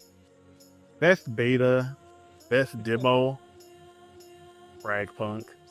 Oh, yeah. Fragpunk, number 1. Number 2 is Tribe 9. Okay. Damn, I'm actually getting memories of games that I played that I completely forgot about. I don't have it. I don't have Suicide. Like I literally went through all of my clips. I took the rotation. All right, but yeah. Any best beta, best demo? I'm with you with the Fragpunk. Fragpunk's both of the playtest and the betas have been all pretty solid. I'll throw a special shout out to Metaphor for having a really long demo. One that really does give you a taste of what the game has to offer. That one has a good demo. Yeah, I'm cool with those two. All right. Another one I just thought of. That's remake from Remake. Okay. Super Mario. Okay. Yeah. Remakes and remasters. Or actually, no. Silent Hill 2 remake, then Paper Mario. Because I forgot. Okay. So. Yeah. Just to be a little bit different from what you said, I'll go with the Doom remasters that came out. Okay, yeah. All right, now back to the actual ones. Best game showcase of the year. Come on, we know it, but we know. Yeah, it was the PlayStation State of Play. Concord did it was so good. No, I'm just playing. It was the Xbox Showcase. So sure you're out. It was Xbox Showcase, and then the Game Awards. The Game Awards. Yup, number 2, for sure. Although Summer Game Fest wasn't no slouch. Yeah, it was cool. But yeah, but that Xbox Showcase, that shit was That shit was gas, man. nonstop fury. I remember, bro, you don't know how many fucking reactions I watched to that shit. So I ended up watching it like 100 times, bro. And then I just kept watching people's reactions. I was like, bro, I need to see their faces when this doom happens, bro. I need to see what they say when they see that Gears E Day. Like, I was like, bro. But Yeah. And that showcase put a lot of games on the map, like Claire Obscure. That game kind of on the map. 33. Yeah. Bro, it was really like a lot of the non-Xbox people I was watching just to see their reactions. And, you know, they were like, oh yeah, you know, it's cool, Doom, blah, blah, blah. But when that Expedition 33 came on, you would see them just like, oh. Yeah. It's like, I'm liking that. For sure. And it showed off Fragpunk there too. Yeah, no, that showcase is amazing. Really good showcase. All right. So, best comeback story. And I have mine. It's like the greatest comeback story in gaming history. Okay. Yeah, go for it, cause you already know what mine's gonna be. Is one that I put in the notes. Silent Hill 2 remake. Bloober team. The team that I literally have dogged since they dropped the medium, and I've just been like, yeah, y'all niggas are dog shit. Everything you make is dog shit. I don't want to even look at any game you touch. Ever since they announced that they were going to be making Silent Hill 2 remake, I was like, bro, this game about to be garbage. It's about to look good, but it's not going to play good. It's not going to, like, it's going to be ass. They're going to ruin the story. I was just like, yeah, I don't want them near this game. And they literally subverted all expectations, and it ended up being a remake that I put on the level of a Resident Evil 2 remake. Like, if anything, I put it a little above Resident Evil 2 remake, because they did so good with like the action, and even like things that Resident Evil like things that I'd never really like commented on in Resident Evil, like the sound design, and then just the like attention to detail, where you're like walking through the mud and you see your footprints in the mud and all. I'm like, bro, this is not the same Bloober team. And then that actually adding to the best interview, the interview that they had after announcing Chronos or whatever it was called, their new game, they were like, yeah, we made some shitty games before, but like that, and then they're like, but now we're using Silent Hill 2 as a baseline, and like everything they said in that interview, I was like, bro, Bloober Team is now on my like one to watch list, which I would have, if coming into 2024, if that was on the bingo card, I would have been like, ha, y'all niggas funny. But yeah, that shit, Bloober Team had they had a comeback for sure. Yeah, I appreciated the self-awareness for sure. I liked it. For me, definitely, I won't say it's they're 100% back, but I'm gonna say Sonic with Sega, or Sega / Sonic, because of course we know Sega got Atlas, and Atlas, they put out bangers, but this is specific. Yeah, and RGG, of course, they got they be putting out bangers too, but I'm gonna say specifically for Sonic, it's not 100% comeback, because I'm gonna say for them to be back with Sonic, I'm gonna need at least like 2 or 3 really good Sonic games, and right now we're at 1 with Shadow Generation, even though Frontiers is okay, but I'll say tentatively we're With caveats. Yeah, with caveats.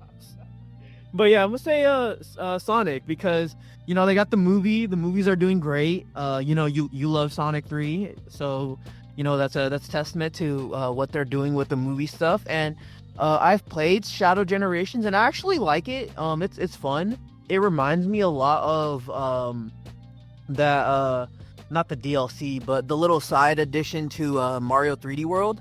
It reminds me a lot of that.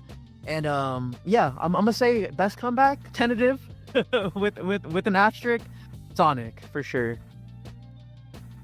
All right, that's the only thing Sonic ever gonna get over here at my Kiwi Awards.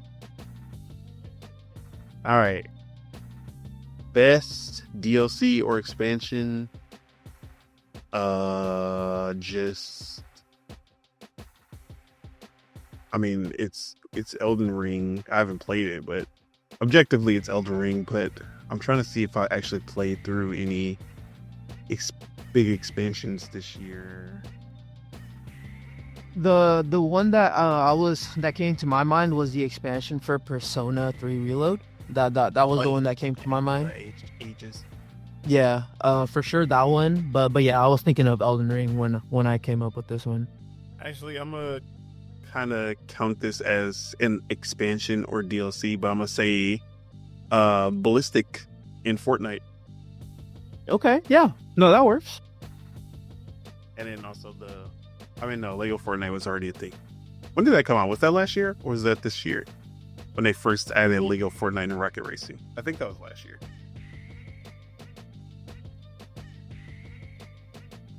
December 2023. Okay. Right before this year. All right, or last year. So Lego, or not Lego, but Ballistic is my expansion there. Sure. All right, now we're getting into the big ones before the game of the year. First, we have the most hated game of the year that didn't deserve it. So this is a game that was hated by the masses, but one of us loves. We don't have to both love it, but for me, it's Suicide Squad. Come on. Like, I will always defend Suicide Squad. I actually was just on Twitter defending Suicide Squad and saying it was better than Astrobot. It was on Neo with Neo. And then I got a bunch of votes and replies because of that. That's funny. Okay, so yours is It's the punching bag, even though most people won't even give it a chance in the first place. It doesn't deserve most of the hate that it gets. Okay. To be honest, I really don't have one. Cause I was gonna say Black Ops 6, but that game hasn't been getting that much hate outside of like the anti-cheat shit, because there's a lot of cheaters right now on it. Supposedly. I actually had one that I thought that you were gonna say. Oh yeah, go for it. Rise of the Ronin.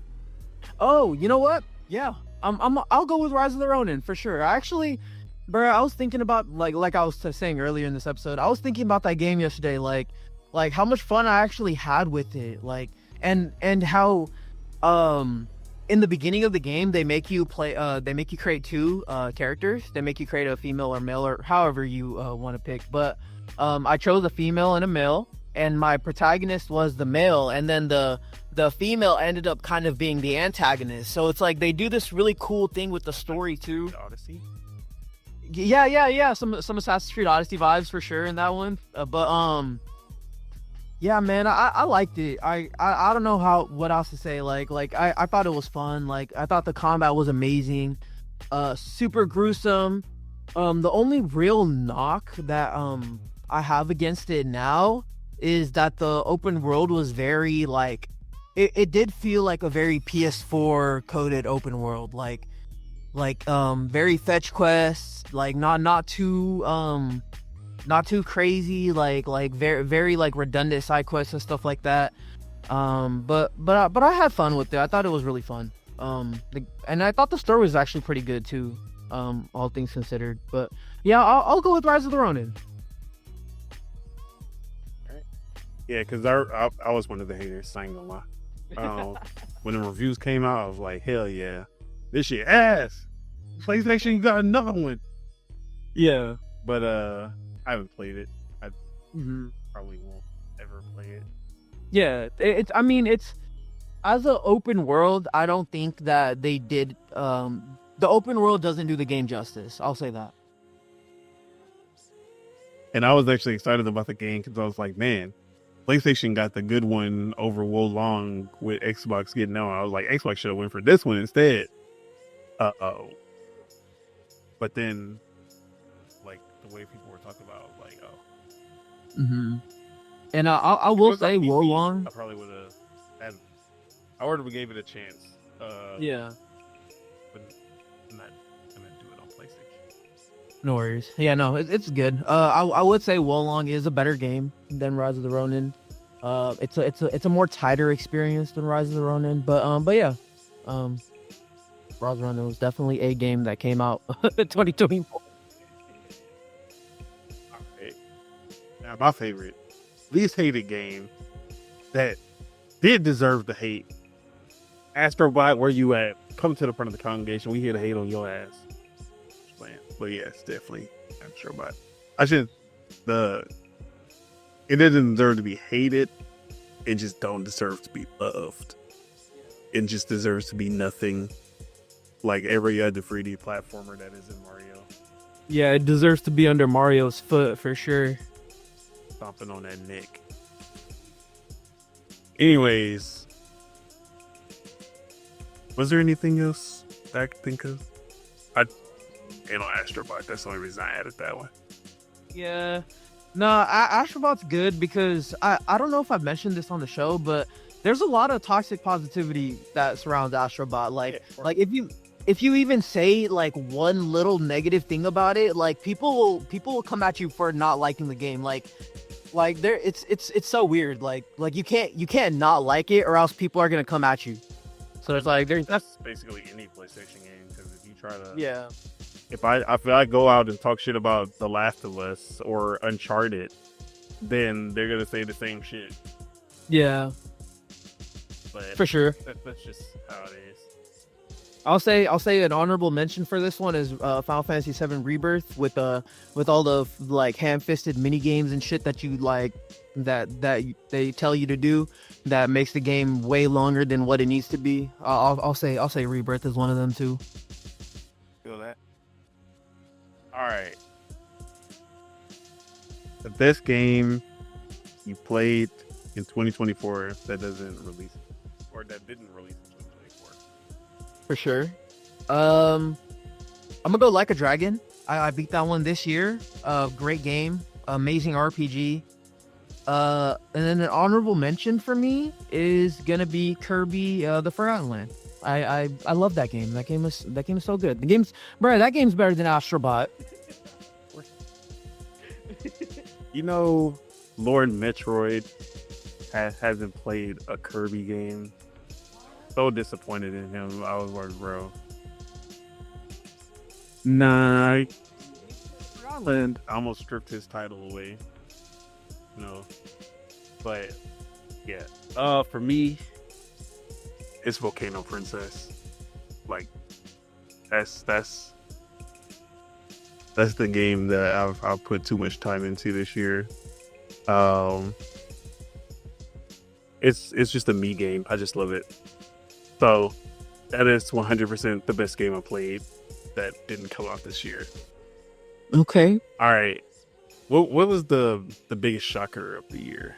I guess basically either it can be a story like the whole Xbox One multi-platform thing, or it could be a game that you thought was gonna be bad, ended up being good, or anything like that. Biggest shocker, huh?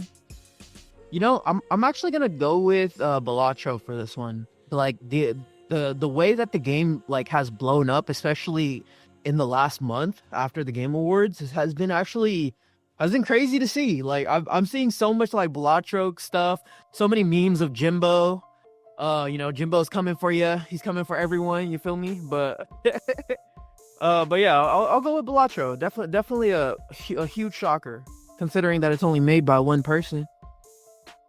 And you know what else? It saw more of a boost than Astrobot. Damn. That doesn't surprise me. For me, let me see. For me, I'm trying to was it a shock? Trying to get something that I was really just like, bro. Yeah. The biggest shocker for me was the closure of Tango, Arcane Austin, Alpha Dog, and Roundhouse by Xbox. That one just came out of nowhere. I was like, bro, what the fuck? Yeah. And then honorable mentions would be definitely how bad Concord did. I expected Concord to do bad. I never expected it to do that bad. And then I'll throw Silent Hill 2 remake as a positive shocker. I got an honorable mention. The PS5 Pro's price tag. Oh, bro. Oh no, That was a shit. no, that wasn't a shock because King David, 98% right all the time. He had told us what it was gonna be. For sure. All right. So we have that.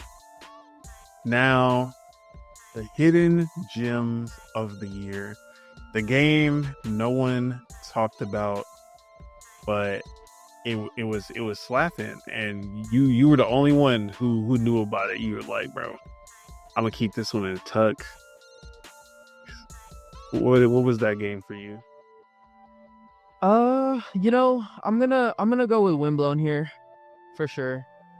Definitely, people are still sleeping on it, even though it's in early access. Like I've mentioned it in Discord servers and stuff. Like, no one knows what the fuck I'm talking about. Like, so I'm gonna definitely go with Windblown for sure. For me, it's Peglin. Okay. Yeah, definitely Peglin. Okay. Honorable mention, Fap Goddess.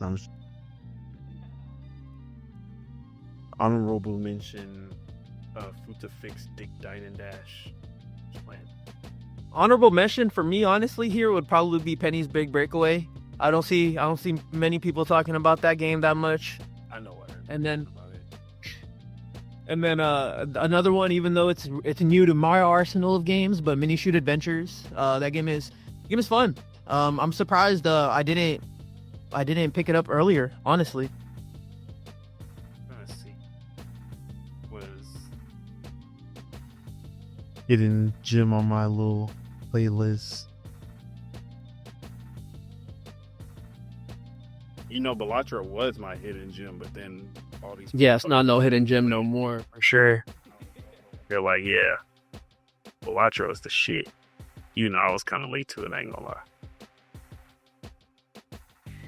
lie. Overthrown, I can throw that in with the hidden gems. I want to be a game dev. Definitely a hidden gem if you're into visual novel style games. Definitely a really good one. But yeah, I'll leave it at that. Oh, and Dungeons of Hinterberg, come on. Game needs more. Oh, yep. All right. Underrated game of the year is Prince of Persia for me. Yeah. I'm going. This basically it's a bunch of categories that we already said, but Prince of Persia, Suicide Squad, Dungeons of Hinterberg. Let's throw all three of those. Yep. I'll throw Sandland in there as well. All right. Now,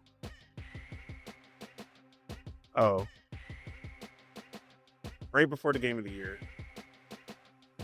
The biggest flop of the year. Oh, Come on, guys. Guys, be serious. You know what it is. Astrobot 1.5 Concord. Come to the front of the gate. Come to the front concrete. For sure. Not only are you the biggest flop of the year, you were the biggest flop of the gaming history. And but my only hope is that Fair Games somehow does even worse, and we just get 2 years in a row of just like the best. I don't even know what I'm trying to say with it. two years in a row with being the worst. Just having enough ammo to just swing at the ponies. For sure. And you got to think Marathon too. Marathon might come out fucking stinking it up as well. We never know. I feel like people are at least gonna play it just because it's Bungie. Okay. But we'll see for sure. We'll see the player numbers looking good on day one. But yeah, Fair Games. I need you to be at like 200. 200 concurrent. All right. And now finally, our game of the year. Now, before we say anything, I want you to try to guess what is my game of the year. I'm gonna try to guess what's your game of the year. Okay. I'm assuming it's between Peglin and Animal Well and the Lost Crown maybe. You know what? Just throw it out. I'll just say Animal Well. Incorrect, Okay. but it's definitely in the top 4. Okay. It's Prince of Persia. Got it. Okay. Okay. That's a good pick though. That's a good ass pick though. Let me see. For you, I'm gonna assume it's a game that you beat. Yeah, it's a game. It's a game I beat. You want me to throw you another hit? Another one that you beat. On Lucky Squire. Okay. No, it's not. But that's a good one. If it was indie game of the year, I would say yeah. But nah, that's not my goatee. Even though it's close. It's close though.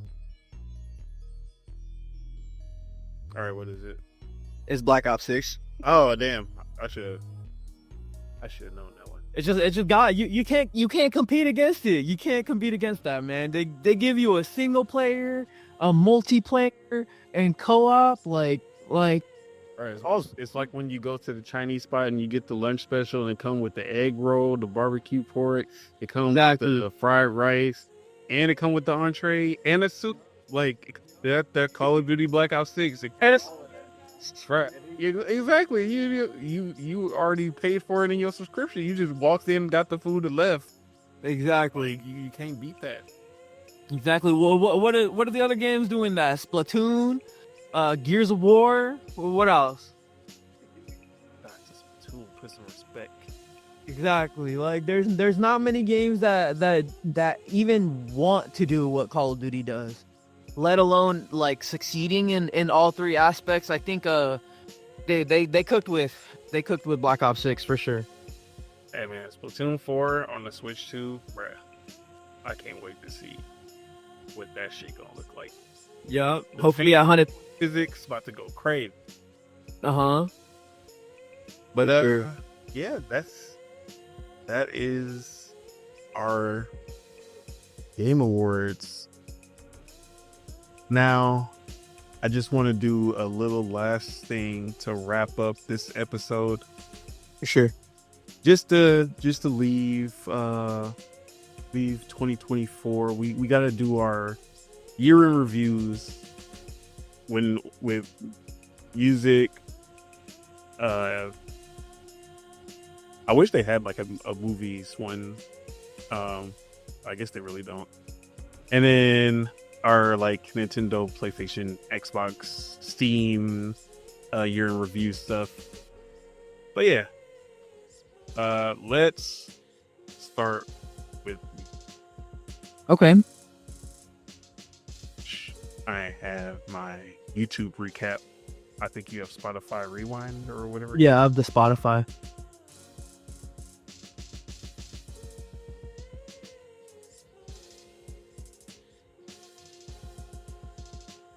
You want me to go first? If you have it up, go ahead. So you want me to go based off of what the recap said, right? Yeah. Okay, so my Spotify. Okay, so my top 5 artists for Spotify was number 5 was Lil Yachty, number 4 was Isaiah Rashad, number 3 was Tyler the Creator, number 2 was JPEG Mafia, and number 1 was Childish Gambino. But that was at the start of December, so this I'm pretty sure it would be different now if they did it again, but that's what it was for the start of December. Anything else? Should I say what my favorite albums were or nah? Or we can go like back and forth. So I guess I'll go to my. So my top artists were Kanye West, obviously, JPEG Mafia at number 2,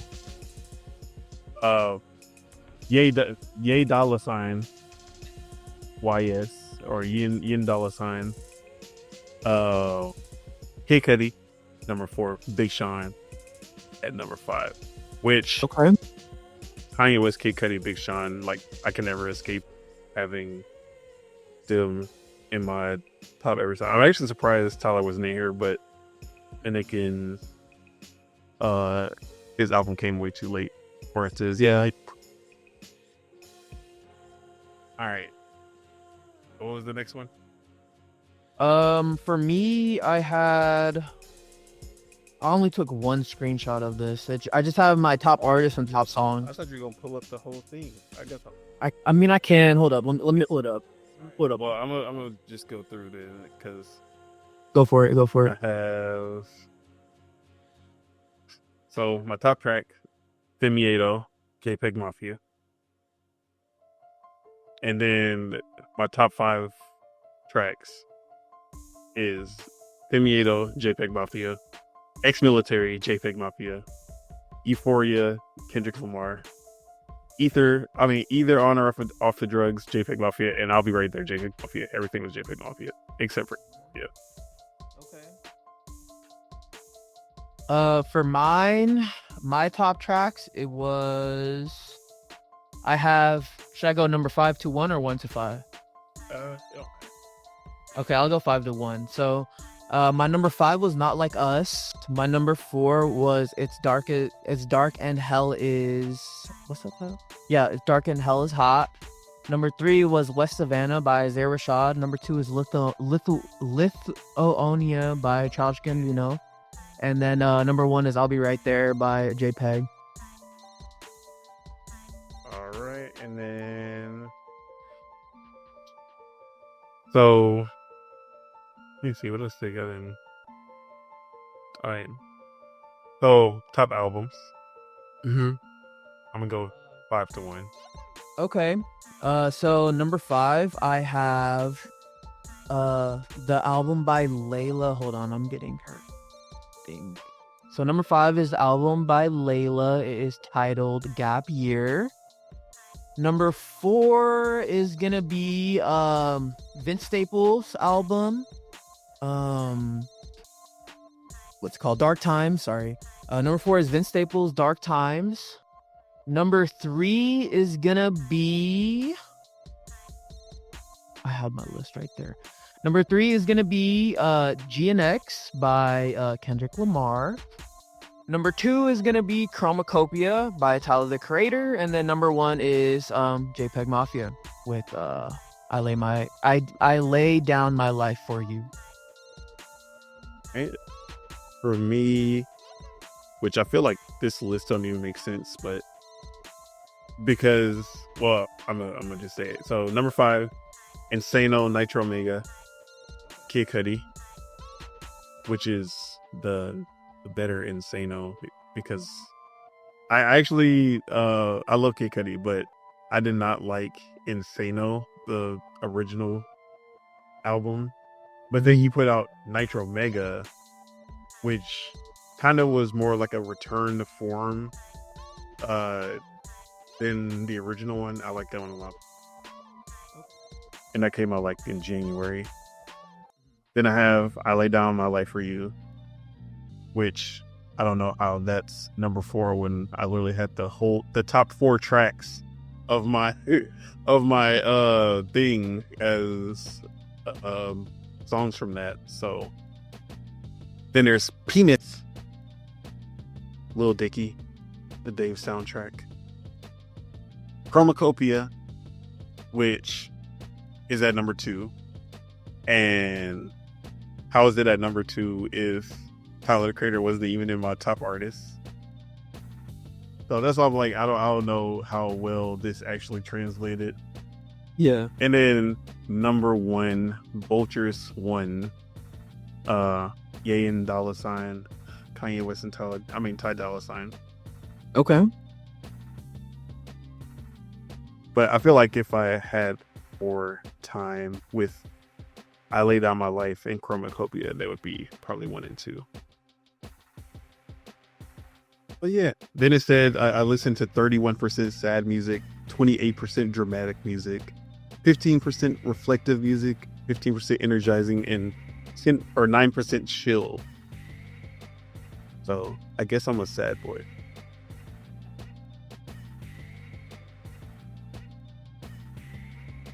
So yeah, that was my YouTube account. Okay. All right.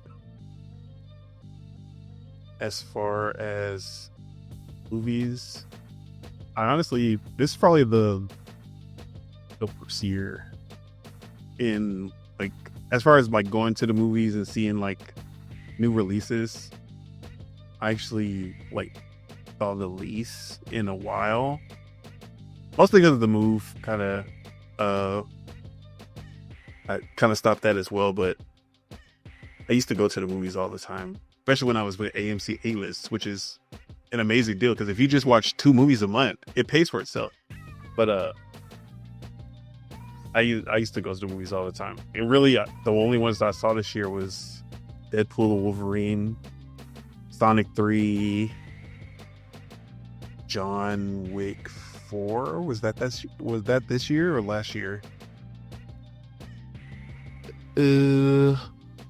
I think that might have been last year. That was last year. Yeah. I don't know what I watched in the first half before Deadpool Wolverine.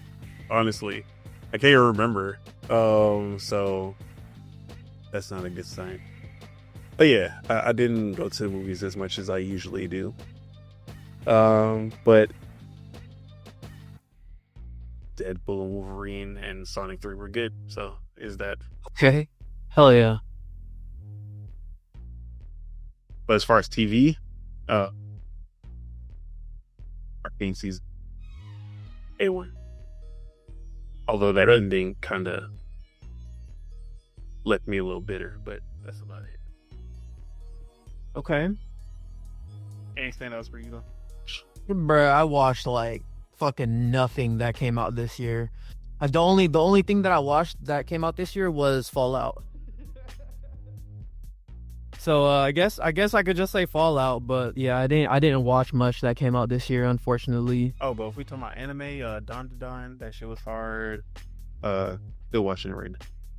Dawn to Dawn was hard. Blah blah blah. Season 3 of Mushoku Tensei A1.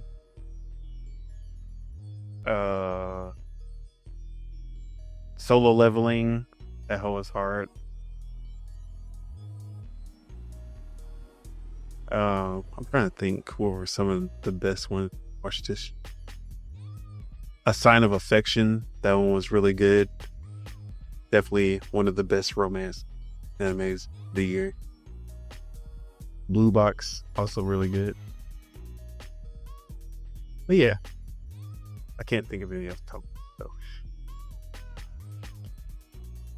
And all right, let's just do our games wrap ups. Sure. So, I just seen that Xbox actually has been updating them, even if you like throughout December. Oh really? Like cause when I first did my Xbox recap, my hours was at my hours was at 586 hours, and I just checked now and it's at 705. So it's been keeping track of everything you've been playing all the way up until. I haven't touched my Xbox, so it also shows you your PC and stuff like that. If you're right. So I haven't touched the Xbox app either because I haven't been playing the Game Pass. All good. But are we starting with Xbox? Yeah. Okay. So it says that I have spent a total of 705 hours on the Xbox ecosystem, and that is 557 hours on console, and then 146 hours on PC, and 87 minutes on cloud. And then oh yeah, go for it. 359 hours. 65 games played. Okay. PC was my preferred. I unlocked 180 achievements. And then I got the sharpshooter badge. Okay. Because I was playing a bunch of first-person shooters or shooters in general. Call of Duty was my number one game. So, what part were you? Oh, and then I played 96 hours on console, 253 hours on PC, and 10 hours on cloud. Okay. What's the badge? How do I check that? That was the first thing. Oh, okay. Oh, that's where it says year in review. Yeah. My badge is Big Time Brawler. There is no better feeling than winning a huge battle with your friends. Co-op game. And I played 69 games this year or last year. My preferred platform was console, which adds up. My achievements earned was 332. I earned plus 9,550 gamer score, and my busiest month was December. My busiest month was January. That's hella funny. All right. So says I was in the top 15% of players, which I really did not play Xbox app or Xbox console as much as my other ones. You're in the top 5% of players for gamer score. Don't know how that happened. You're the top 4% of players for achievements unlocked. Also don't know how that happened. Okay. For me, it says you're in the top 10% of players for time played. I'm in top 1% of players for gamer score and top 2% for players for unlocked achievements. Yep, that makes sense. So, number one top play game, Call of Duty, 50 hours, 115 gamer score. I will say I played a lot of Modern Warfare 3 on when it came to Game Pass, so that added time because I haven't played Black Ops 6 as much as I wanted to because of all the other stuff that started coming out. But yeah, that was my number one. Then Halo Infinite, 36 hours. Power World, 33 hours. And that is my top three. Okay. My top three when I checked it earlier on in December 4th was Like a Dragon, Sandland, and college football, but now it's saying that my top game is Fortnite with 111 hours. It says I'm in the top 20. Number 2 is Yakuza Like a Dragon. I have 76 hours. it says I'm in the top 5 for that game, and then top 5%, sorry. And then number 3 is Call of Duty, and it's I have 75 hours for that. All right. Then some of my other favorites. Number 4, Aura History Untold. 5, Dungeons of Hinterberg. 6, EA Sports College Football 25. 7, Ark Survival Ascended. 8, Grounded. 9, NBA 2K24. 10, Fortnite. 11, Neon White. 12, Microsoft Flight Simulators 2024. 13, Yakuza Kiwami. 14, Potato. 15, Kunitsugami. 16, Eiyuden Chronicle. 17, Stalker 2. 18, Hellblade Senua's Sacrifice, which is the first game because I have to replay it. 19, Apollo Justice Ace Attorney Trilogy. And number 20, Vampire Survivors. Okay. Sick. I'll go through my favorites as well. Number 4, I got Sandland. Number 5, I got EA Sports College Football. Number 6, I got Starfield. Number 7, I got MLB The Show 24. Number 8 is Prince of Persia: The Lost Crown. Number 9, I got Metaphor ReFantasio. Number 10, I got Monster Hunter Rise. Number 11, I got Halo Infinite. Number 12, I got X Defiant, RIP. Oh, well, tentative, but RIP. Number 13, I got Outer Worlds. Number 14, I got Indiana Jones. 15, I have Remnant 2. 16, I have Resident Evil 4 Remake. 17, I have Hellblade 2. 18, I have Forza Motorsport. 19, I have NBA 2K24. And then 20, I have Kunitsugami. Right. Want to do Nintendo next? Yeah, let me see if I have my Nintendo one. Cause I kind of remember it off tops, but let me see. So for me, my most played games in 2024, Unicorn Overlord, 86 hours. Pocket Card Jockey Ride On, 24 hours. Paper Mario The 1,000-Year Door, 13 hours.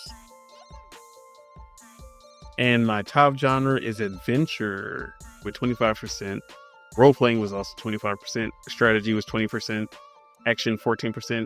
Horse racing, 8%. Horse racing. Okay. Thank you, Pocket Card Jockey. And an 8% playing cards. I wonder what game contributed to those two.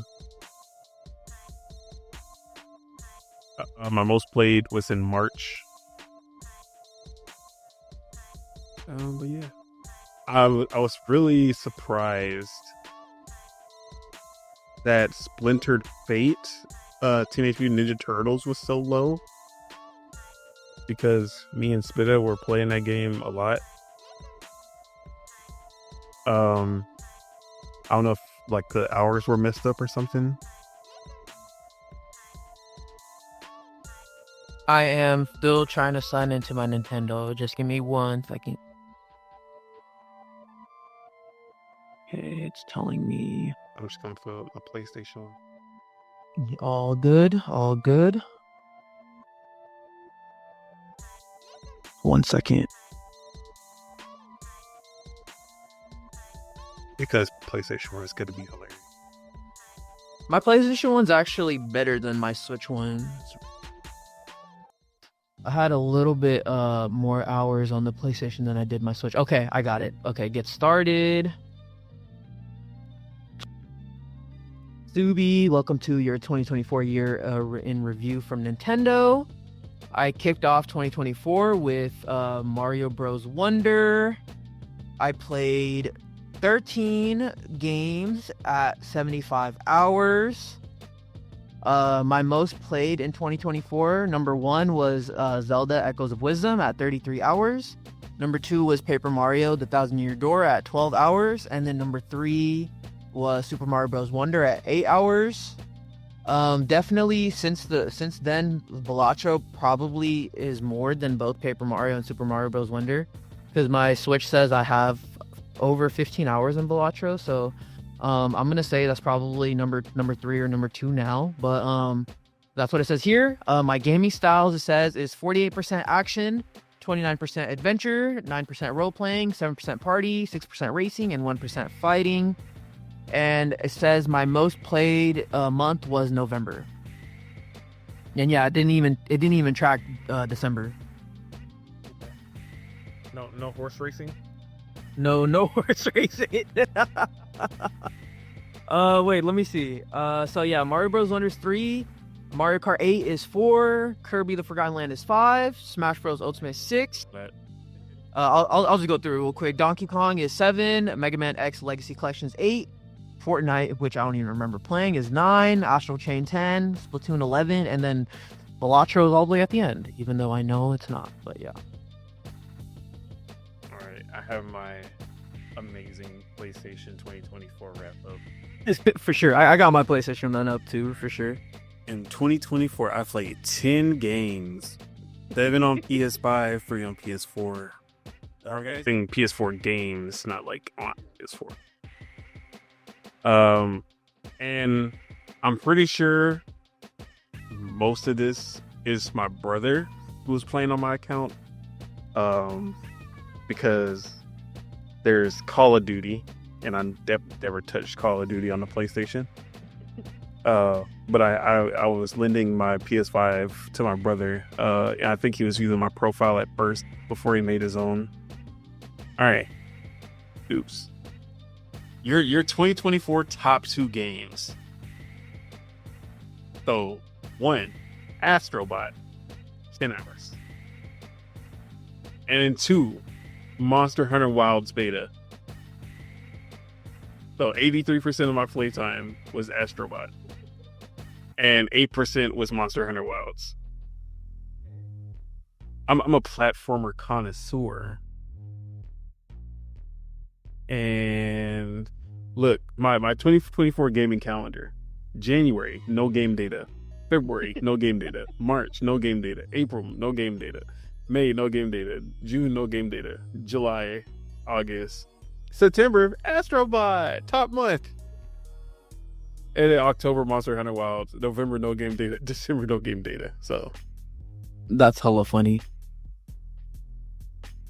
amazing year for PlayStation. Is it my turn? Yeah, go ahead.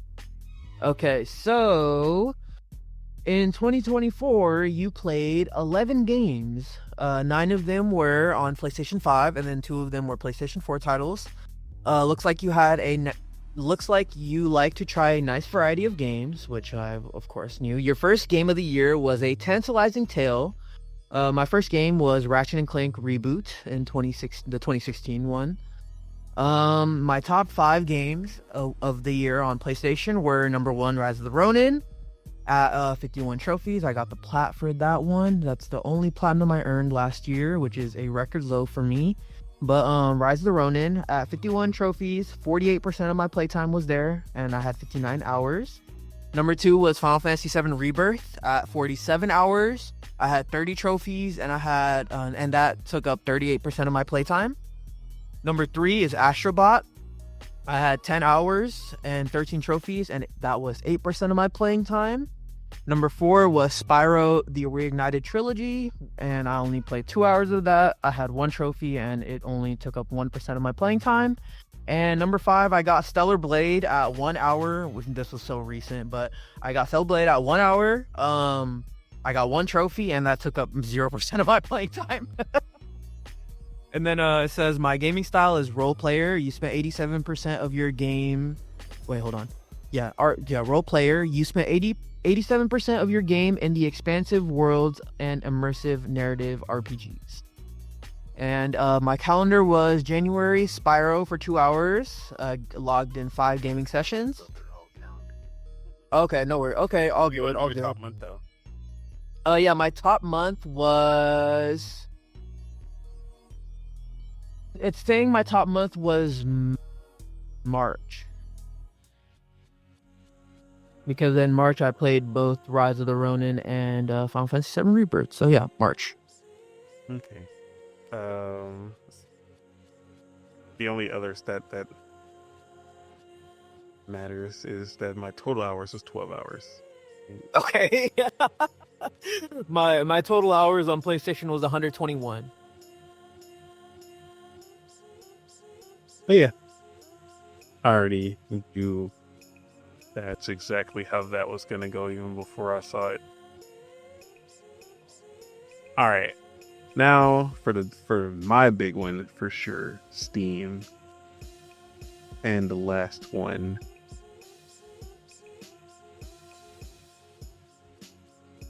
Which is right here.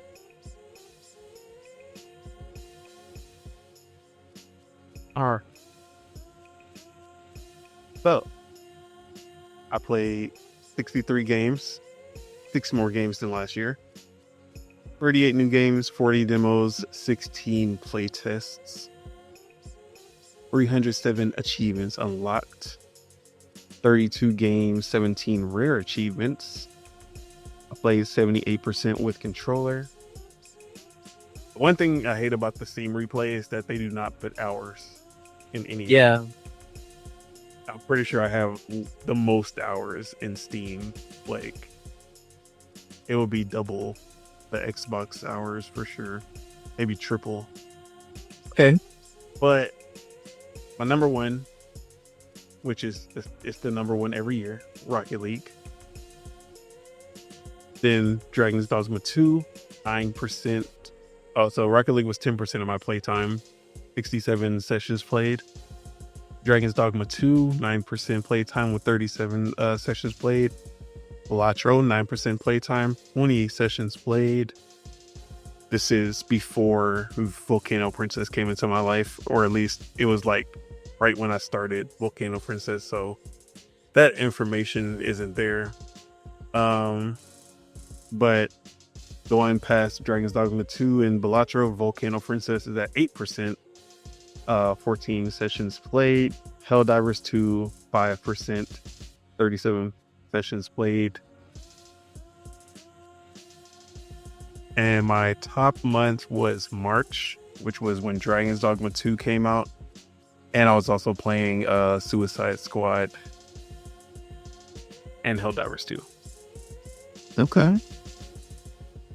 Cool. And then Fragpunk made an appearance. Fields of Mystery made an appearance. The top demo I played was Blade Chimera. Okay. I don't know how this happened, because I don't understand how Fragpunk isn't here, because I played like 20 hours of Fragpunks. Yeah. You know what they said my top place test was? But Concord. oh no. You should screenshot that. That's gonna be a relic someday. So for the people who said that I just talk shit about Concord without playing it, I got this little badge for y'all. But yeah, and then I'm not even gonna go through my calendar. Bunch of porn games in there. All good. You want me to go? Yeah, go ahead. All right. So, Steam Replay 2024. You know, I had a nice balance this year.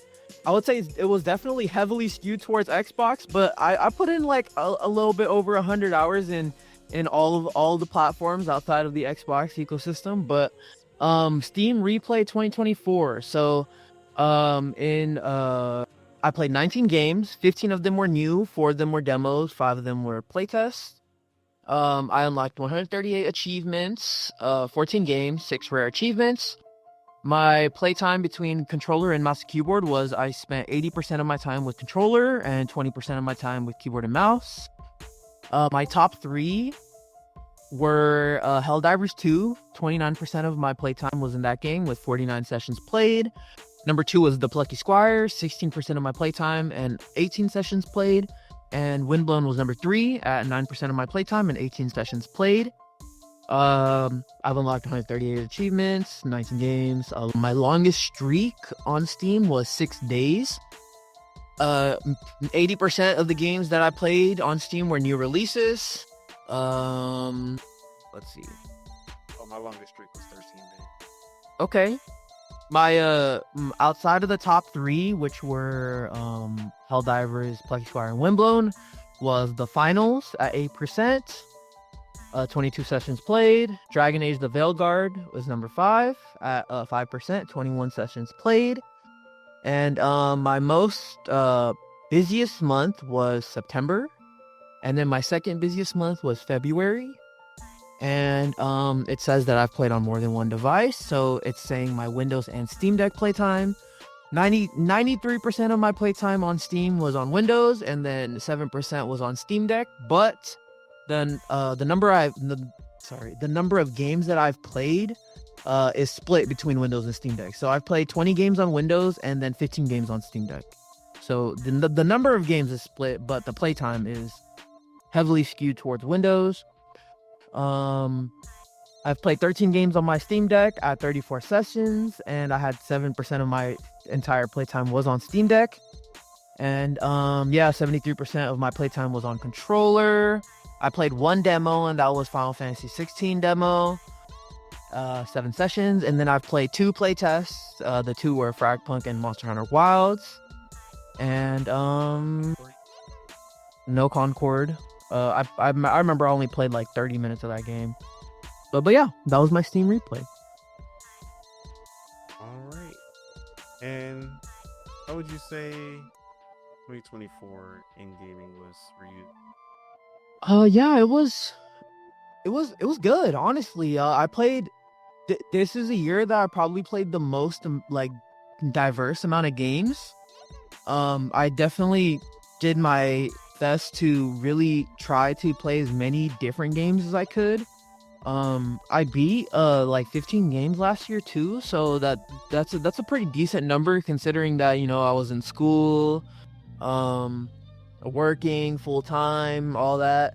But yeah, I enjoyed it, man. It was honestly a really good year in gaming. Like I don't think I played like one really bad game. Maybe outside of the Concord beta, which I only spent like 30 minutes on, but yeah, it was 2024 was an amazing year, honestly. In gaming, there were so many good games. There was something for everyone, and yeah. For me, this was an amazing year, and especially when it comes to indie games, I feel like this is like a standout year when it comes to indie games. To the point that I wasn't really too surprised when I saw Balatro in Game of the Year, but it was more like it really should have been more than just Balatro up there as far as indie games. Like Animal Well should have been up there in the Game of the Year category as well. But I know Jeff Keighley would never let that happen. What do you mean you want 2 indie games? Get the fuck out of here. But yeah, I played. There was too many games that I wanted to play, and I did not have enough time to play them. So that's when I know that this was an amazing year. I did not have enough time to play all the games that I wanted to play. So I'm still going to be catching up even in 2025, which seems like 2025 is going to be the same thing. So Yeah. But yeah, I love this year. Outside of the layoffs, the full Xbox multi-platform stuff, and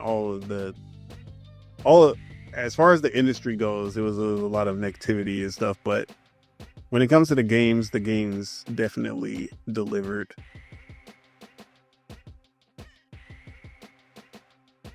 All right, there was one. No, we'll save it.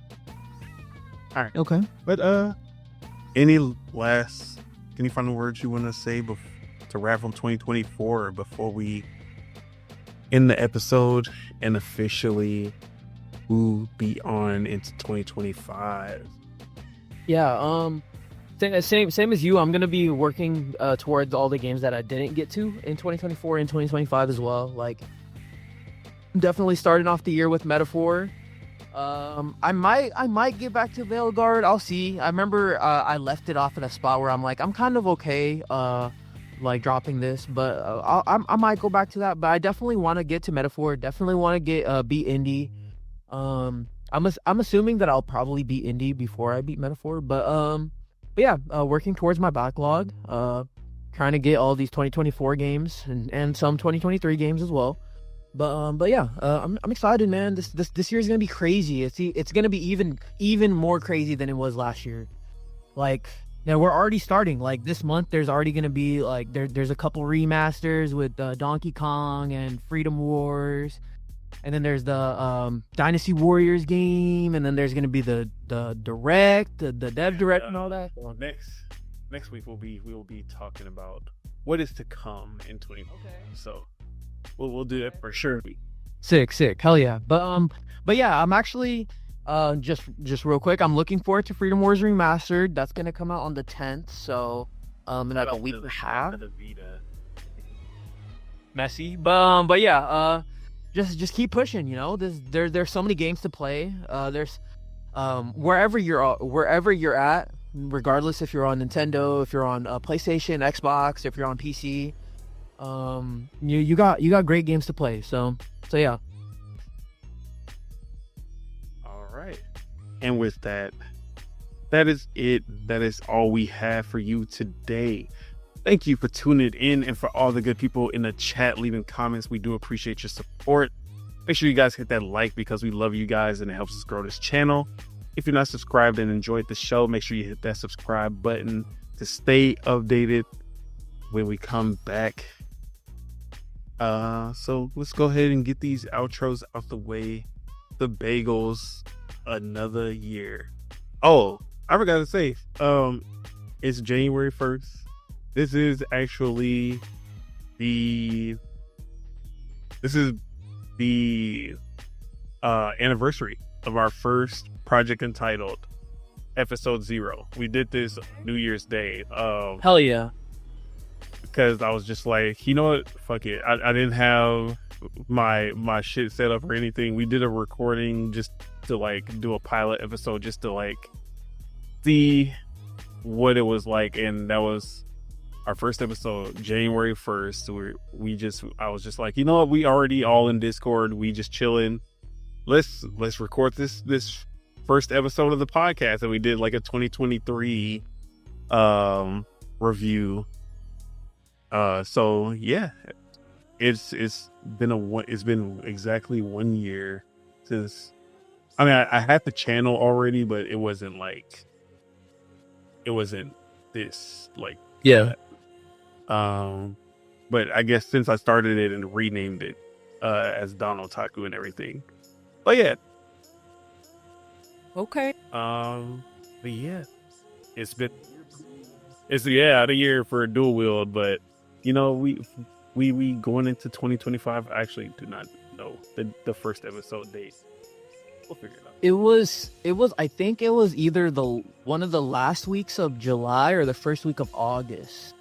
Sounds about right, if I remember. But yeah, sick. So that means that we're doing this on the anniversary of a project entitled, which is fire. But yeah, you want me to get my outro or what? do that. I just had to bring that up because No, for sure. No, that's gas, man. That's gas. And then and around July, August, y'all get the 1 year anniversary of Dual-Wield, so we're there. But you know, that's awesome. No, that's sick though. We're doing this on the 1 year anniversary. I love that. But y'all can check me out on Twitter, on Instagram, Subeg Dollywall, YouTube, Twitch, Subagels, and y'all can check out my articles on Lords of Gaming, and yeah. All right. As for myself, Don Otaku, you can find me on Twitter saying that Suicide Squad is better than Astrobot. And then yeah, you can find me at Pasta Feet FRET. You can find me definitely more in 2025. I'm putting it into the air. I'm gonna be on twitch.tv.solo SOLOW. Oh yeah. More in 2025 than I was in 2024. Hell yeah. And then obviously you can find me right here on YouTube, because we not only do the Dual-Wield Gaming Podcast every Thursday at 2 p.m. Central, 12 p.m. Eastern, or sorry, not Eastern, 12 p.m. Pacific. We also do Dual-Wield, Project Entitled Gaming Podcast, working title. Every Saturday at various times, depending on my schedule. And that is the live show. So make sure you guys pull up and talk some shit with us because we read all of the comments. But yeah, with that, is there anything you want to let the people know to start 2025 off right? Don't hit the gym because I'm tired of the gym being hella fucking packed. Don't have any New Year's resolutions. None of that. No, no, I'm just kidding. Drink your water, get your steps in, play some games. Play some games with your homies. Try some new stuff out. Be optimistic. But yeah, For the new year, y'all need to experience something new. You feel me? Every week, just try something new. Try a new hobby. Try new food. Try something new. No, just to start the year off right. Make it feel fresh. absolutely. And with that, let's go ahead and get out of here. Peace out, everybody. Love y'all. Enjoy your weekend, your week, your day, whatever you are doing, wherever you are. Enjoy it. Have a good one. Peace out. Peace.